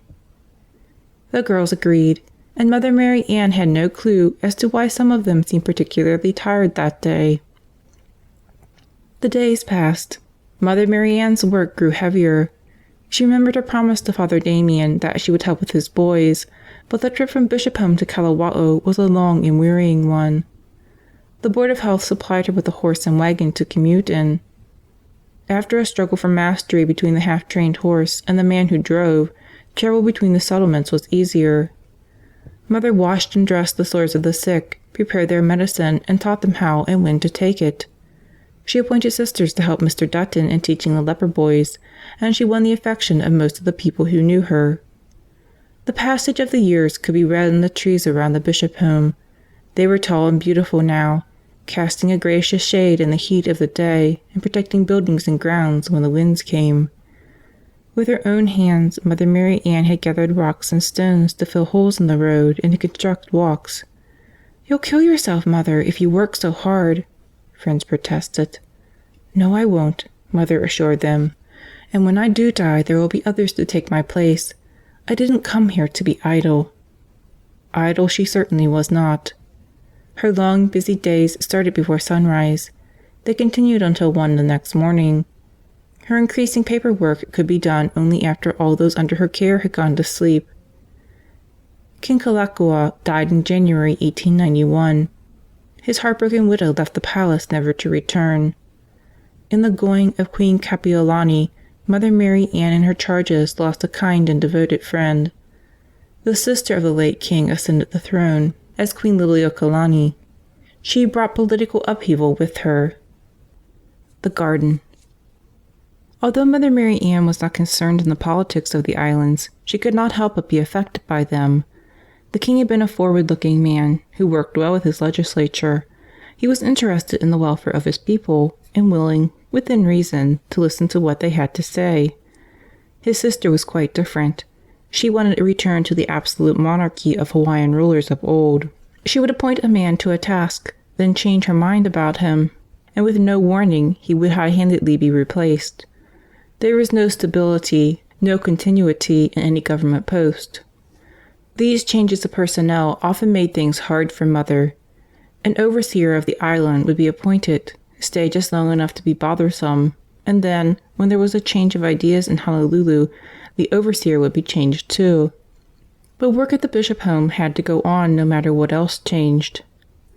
By 1891, the year Queen Liliuokalani took the throne, the grounds around the home were splendid in their trees, colorful gardens, and luxuriant bushes.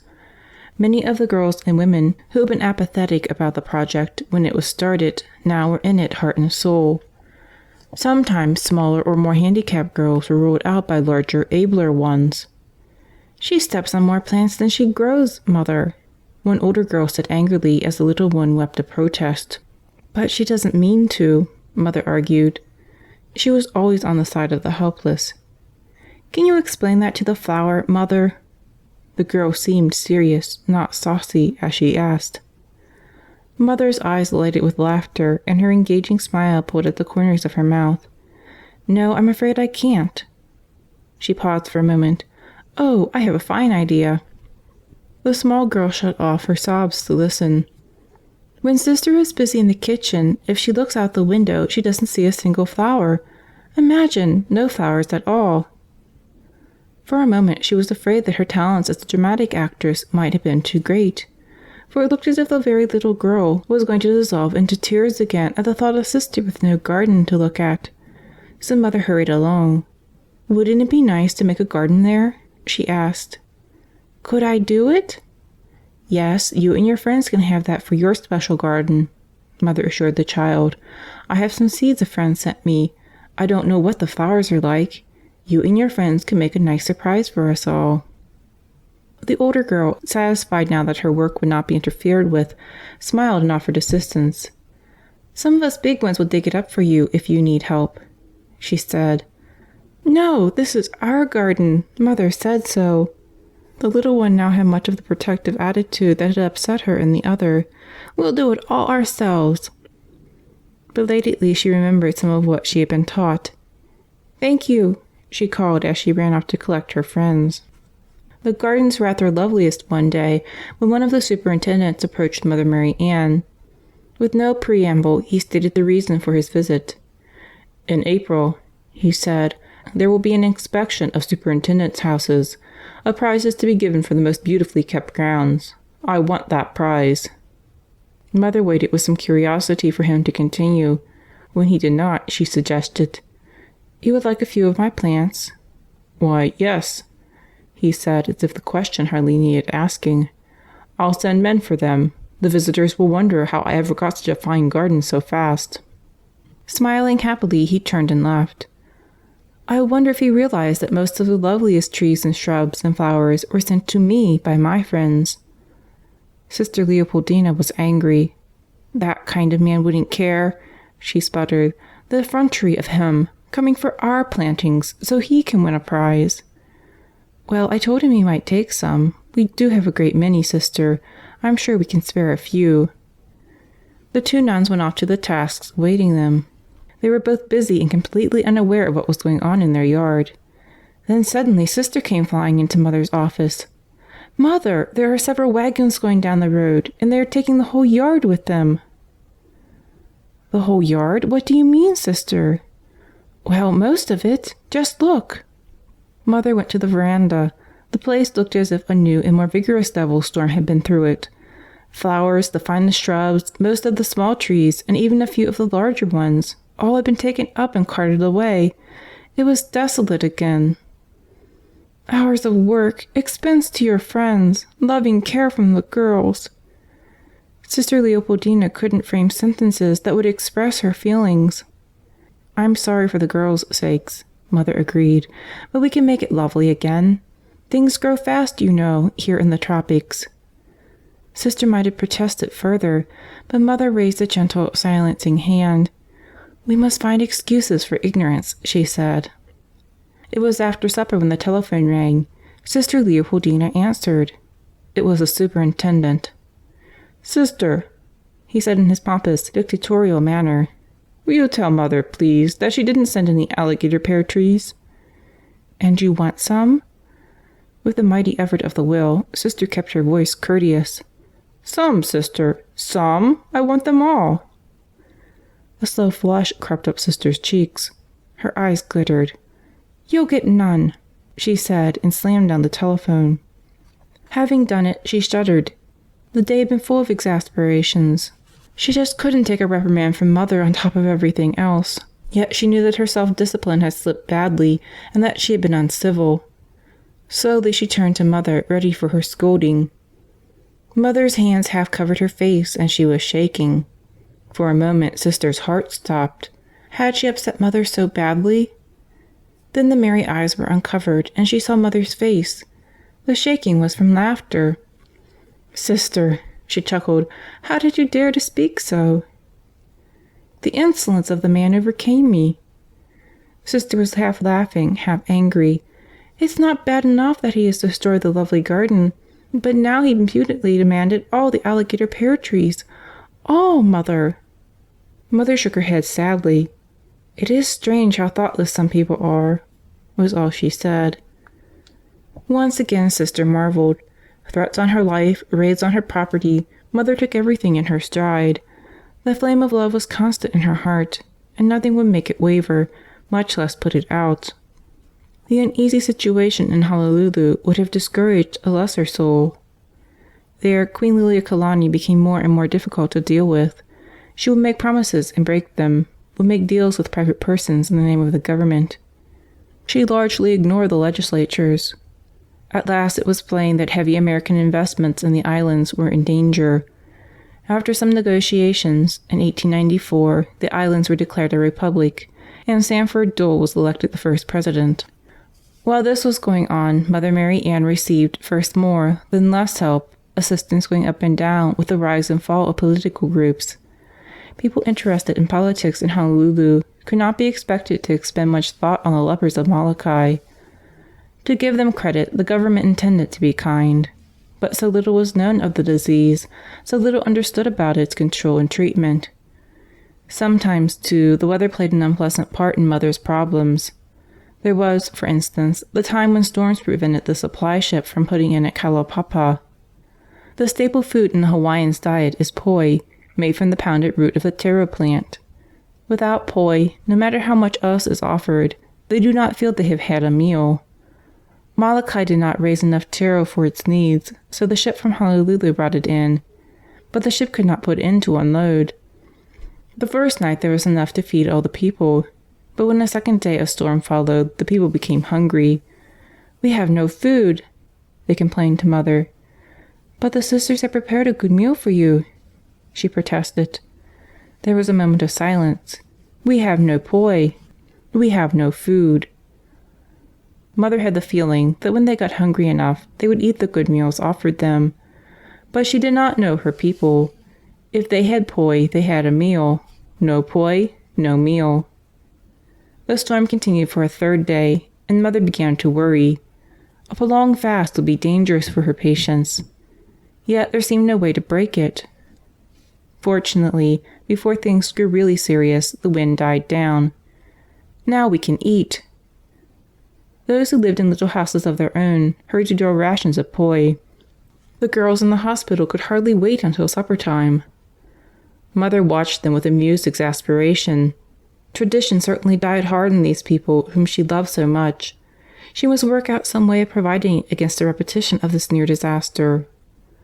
Thinking of food brought her mind on an obvious train of thought to the kitchen. She must ask for a new stove. The ancient, cross-grained one they had would try anyone's patience. It was so non-cooperative. If the cook needed quick heat, it smoldered and smoked. If something required long, slow cooking, the impetuous stove raced ahead and charred everything and trusted to it. It was too small, anyway, for the amount of work required of it. Easter was coming, always a day of great celebration, but especially among the lepers. Probably it was because they lived so close to the grave that the story of the resurrection was especially dear to them. Whatever the reason, they were planning a great feast on that day. Mother decided to see if she could have a stove in time to permit the sisters to make their contribution to the gala affair. The Easter Feast. Mother Marianne paused for a moment and looked out at the ocean. It always stirred her with its power and its vastness, although she still thought of it as something it was better not to be on, to admire from a firm place on land. Yet she knew its kindness, too. It provided food, interesting activities for those who liked to fish, and sport for those of her girls who could walk as far as the little sandy beach, which was safe for wading and bathing. The girls gathered shells along the shore, and were always delighted when they could bring her a double handful of pretty and unusual ones. "God never repeats himself, does he?" Mother would marvel as she turned over hundreds of shells and found no two identical. This particular day she was most interested in the sea's behavior, for today, when the ship came, the stove would be aboard. There had been so much talk about this new addition to the kitchen that she wondered just what the girls expected.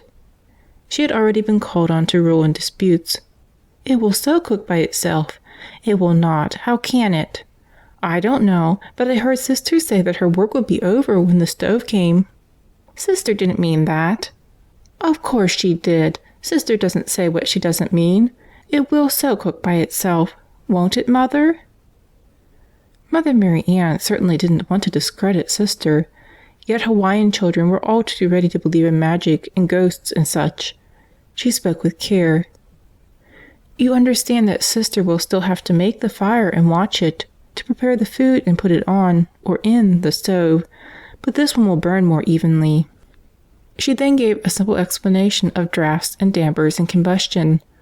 Fortunately, the girls were so interested they forgot any disappointment they might have felt in learning that the stove didn't prepare a meal without human aid. The story was just about done when a new distraction offered itself. A sling from a crane on the ship was seen to contain a great, shiny black mass of metal. "The stove! It's coming ashore!" Together they ran to the landing to greet it. A score or more people were already there for the great occasion. Boys and men had come from Kalawa'o, people who lived in their own houses in Molokai, several girls from the bishop home. Mother and Lily, who was unable to walk so far, watched from the veranda. Men on board the ship tugged on ropes, and the sling with its precious freight rose majestically. The crane was swung slowly. This was the crucial moment. There was a murmur of excitement among the watchers, then a gasp of dismay. The weight of the stove had shifted, and it was slipping in its cradle. "Oh, Mother!" Lily was shaking with fright. "Mother, what can we do?" Nervous excitement was bad for leprosy cases. That knowledge disturbed Mother. That and the awareness that the land shelved off very fast where the ship was. If the stove were to fall, there would be no hope at all of recovery. The men on the hoist lines had a problem.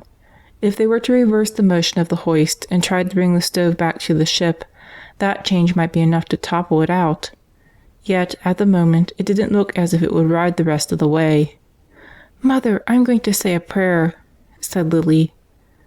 Mother hardly heard the child. She was too intent on watching the skill with which the men maneuvered the crane. So slowly that the movement was almost imperceptible, the sling with the stove, always capitalized in the girl's speech, was moved over the dock. Gently, rope was paid out, the precious weight lowered. It was safe ashore. A shout went up from the onlookers, and from Mother a sigh of relief. The men made quite a program of getting the monster onto a wagon. It was a triumphal procession from the dock to the cookhouse. Only the slightest dismay followed discovery that the stove was much too large to go through the door. "We'll take out a wall," they said calmly. And that was what they did. The stove was in. The sisters started planning what they could bake for the Easter feast. Non-lepers from Kalawa'o started late on Friday to dig a huge pit. On Saturday they put in kindling and hardwood, over which was spread a layer of great flat stones. "Are they going to fry meat on those stones?" Sister asked one of the girls. "Oh no, Sister, the food is baked, and it is delicious." As often as they could steal a minute, the sisters watched the preparations, but those moments did not come often, for on top of the inhumanely hard schedule with which they were already burdened, they were baking. The stove deserved its capitals. It poured out bread and cake and cookies for the feast, and when the sisters had prepared their contribution for the celebration at home, they made over 100 small cakes to send to Kalawa'o. "It doesn't seem possible that you could do so much," Mother Marianne said. But somehow or other they did, and as each bulletin came telling of the preparation of the feast, it was shared with the others. "They killed a hog and cut it into small pieces while the stones were heating," one sister reported. "The girls have wrapped each piece together with a piece of salt salmon and a tie leaf."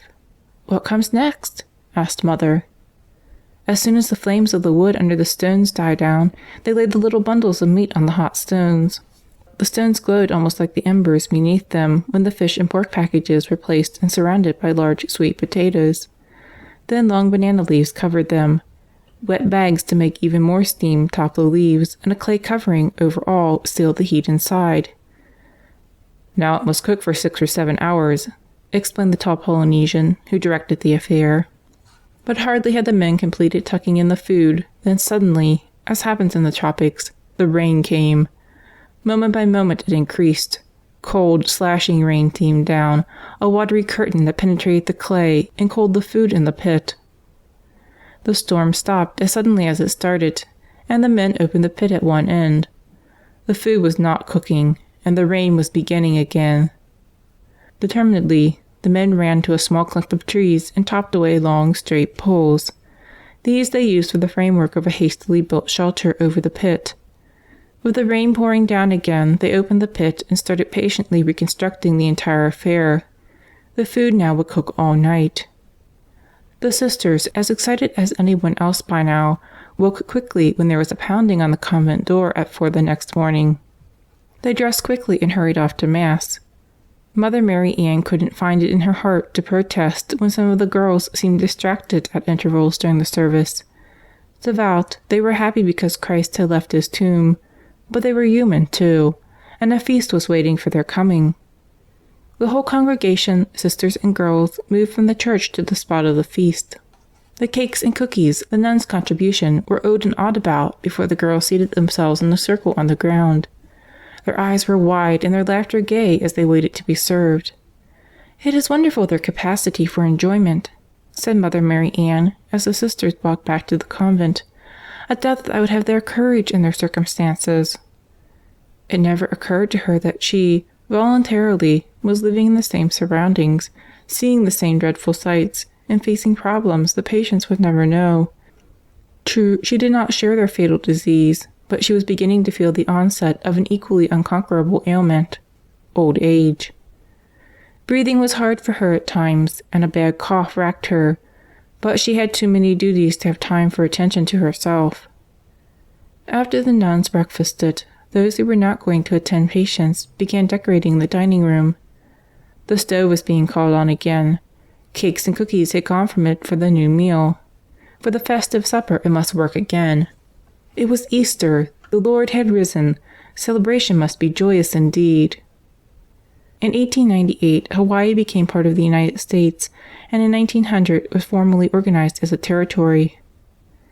"I suppose it's silly, Mother," said Sister Crescentia, "but although we are just as far from Syracuse as we ever were, I feel nearer somehow." Mother's eyes twinkled. "Is it silly, sister? If it is, there are two sillies, because I feel just the same." "Mr. Dutton hoisted his flag today," said Sister Leopoldina. "His boys are quite excited at being Americans. He has told them so many stories of the country." There was a moment's silence. The hands of both nuns were busy with the interminable mending. Their minds, too, seemed to have been busy with similar thoughts. "Perhaps now doctors will be—" Mother began. Sister spoke at the same moment. "Medicines and dressings should be—" They stopped. At Sister's nod, Mother Marianne continued. "Our minds were attuned, weren't they, Sister? With the United States government in charge, our people should have better care." A coughing spell stopped Mother. "And perhaps you will be able to spare yourself a little," Sister spoke anxiously. "How about yourself, Sister?" Mother's smile was as warm and lovely as ever. "I do not notice you resting very often." Indeed, there was little rest for any of the sisters. With the hoisting of the Stars and Stripes, it was true that food was more certain to arrive, that medical supplies were to be better, and that good doctors would come with new and better ideas. But the nuns still worked harder than anyone should have expected a human being to do. In August of 1903, the girls wanted to go for a walk in the Waukulla Valley. There they could gather guavas and mountain apples for the table and bouquets over our flowers. Mother Marianne was the only nun free, so she went with them. The day started clear and still, heavy with the peculiar breathless heat that comes to the islands. Mother was, as always, gay and pleasant. But as the sun climbed up the sky and sent its rays straight down on Molokai, she found breathing more and more difficult. Even when the lush trees shut off the sun, there was no respite.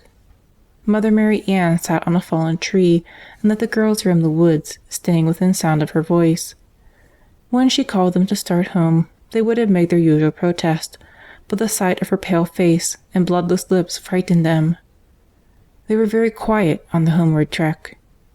She had 2 lung hemorrhages not long afterward. It was 20 years since she and the sisters had arrived in Honolulu, 15 since they had come to Molokai. It would be hard to see the dismal place that they had taken over in the green and beautiful home which now housed them and their nearly 100 patients. "How much longer will God let me continue this work?" Mother wondered. The flame is quenched. In 1905, there were 907 lepers in the colony of Molokai. The Kapiolani home in Honolulu had 45 girls.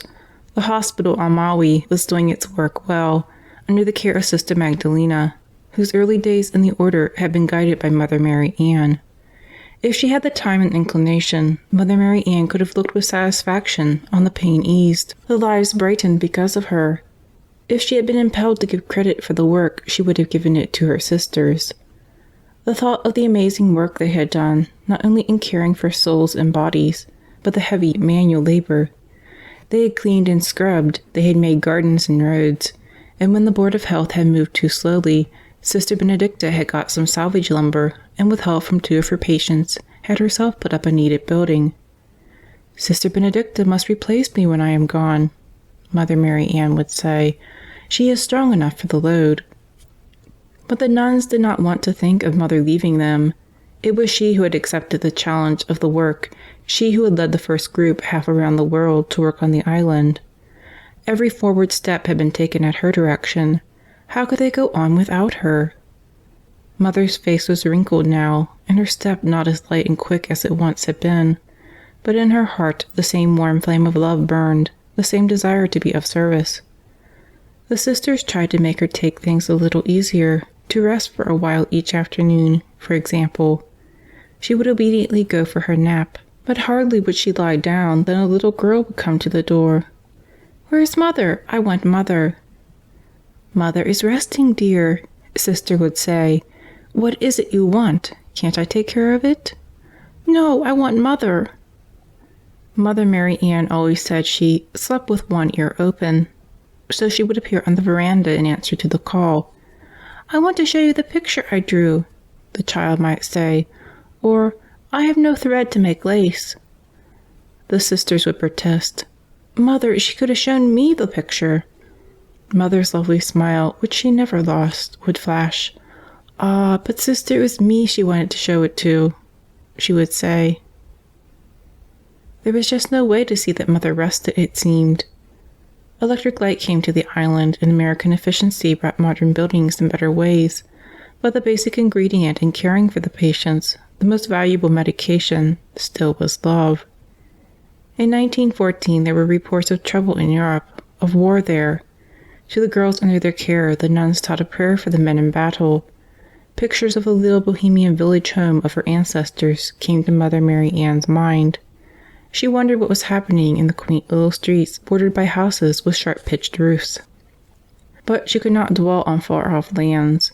She was feeling her age very much, and, as she pointed out to her Mother General, she and several of the sisters had been in the islands for 31 years.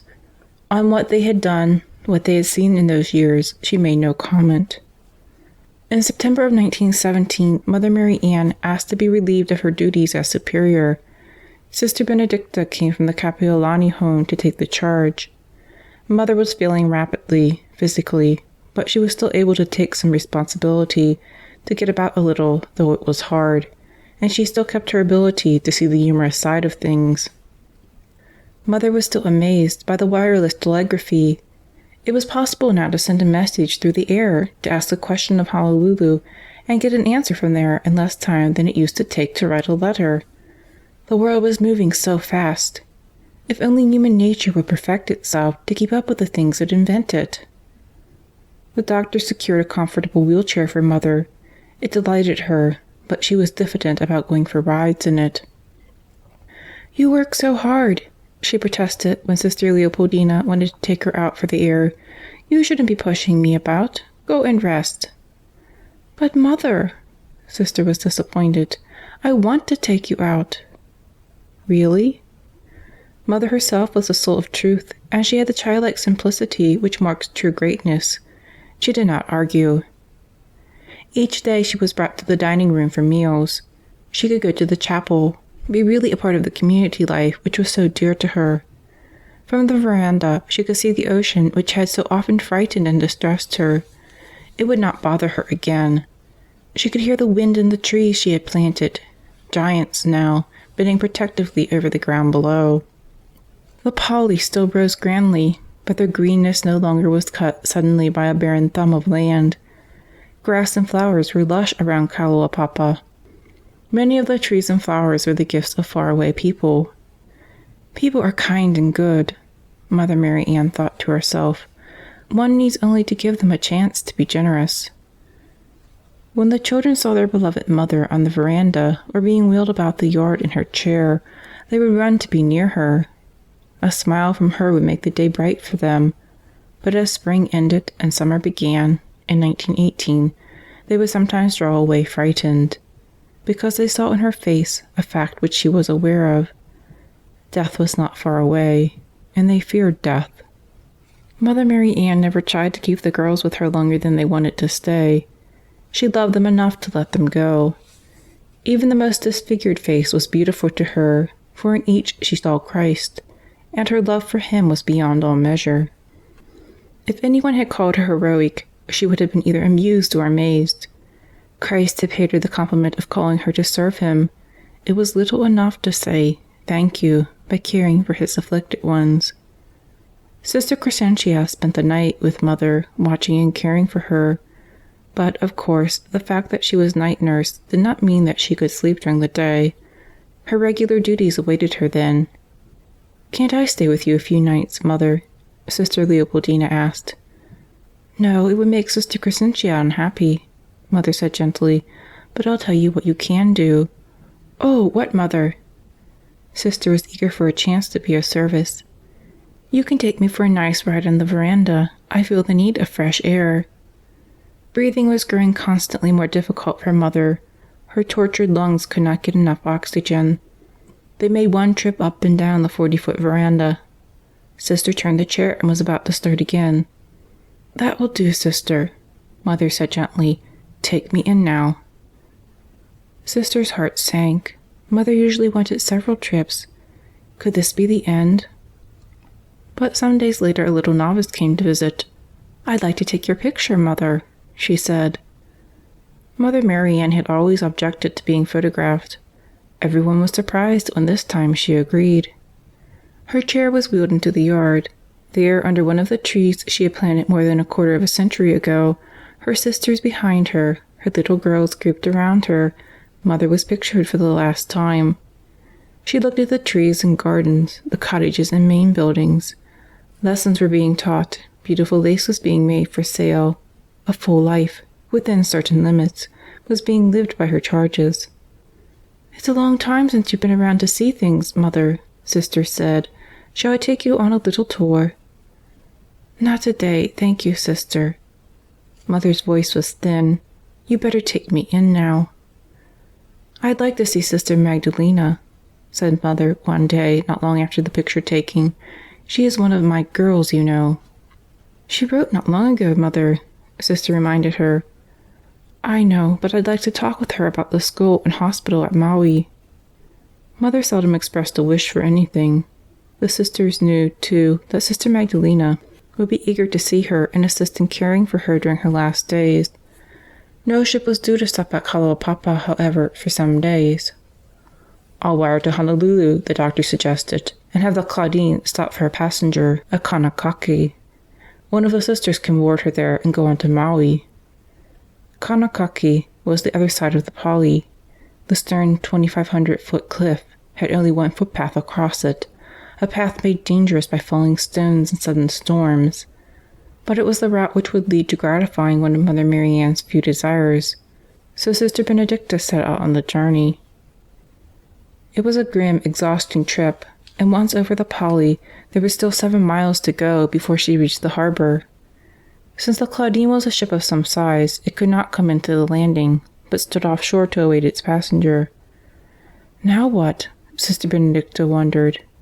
Was it possible that she had climbed and descended the Pali only to be balked now? Yet the gleam of the ship's lights through the darkness seemed to her to be a world away. She found a Japanese sampan willing to take her out. A sampan is a picturesque little boat and quite seaworthy, but it has one vital disadvantage, one of which Sister Benedicta was quite conscious. Its decks were flat and with no railing at all. The seas were only normally rough, but it seemed to Sister that each roll would send her spinning into the dark waters. There were automobiles on Maui now, and the roads were quite different from the ones over which Mother Marianne had jolted. But distance ate up time, and there was little time left, Sister knew. The 2 nuns, Sister Benedicta and Magdalena, repeated the trip, the ship, the sampan, and the Pali. They reached Kalaupapa in time for Mass. Mother seemed better. She still went to the chapel in her wheelchair. She still was brought to the dining room, though she ate almost nothing, and she still enjoyed being taken out on the veranda. On the afternoon of August 9th, she was taken out for her airing. "Mother, Mother!" One of the little children ran up to greet her. But the child saw dissolution in Mother Marianne's face. She burst into heartbroken sobs and ran away. "Take me to my room now, sister," said Mother gently. That night she died. The quiet flame which had burned with love for over 80 years was quenched at last. The Sisters of the Third Order of St. Francis still work in the islands, and their work is widened and spread. As Mother Marianne foretold, none of them ever contracted leprosy. The warm generosity and desire for service which marked Mother Marianne still permeates her sisters. When the Mother House at Syracuse learned I was writing this book, they were more than gracious than could be imagined. They loaned books, diaries, handwritten records made by Sister Leopoldina, who loved Mother so well. Before me as I write are gifts they sent me. There is a piece of Father Damien's cassock, a piece of silk from a sling Mother Marianne had made for his tortured arm. There are 2 pieces of lace that Mother made, one from a vestment, and one sample to show her girls what beauty they could produce. Robert Louis Stevenson, after his visit to Kalaupapa, wrote a poem for Mother Marianne, which says everything best. To see the infinite pity of this place, the mangled limb, the devastated face, the innocent sufferers smiling at the rod, a fool were tempted to deny his God. He sees and shrinks, but if he looks again, lo, beauty springing from the breast of pain. He marks the sisters on the painful shores, and even a fool is silent and adores. End of The Quiet Flame by Eva K. Betts.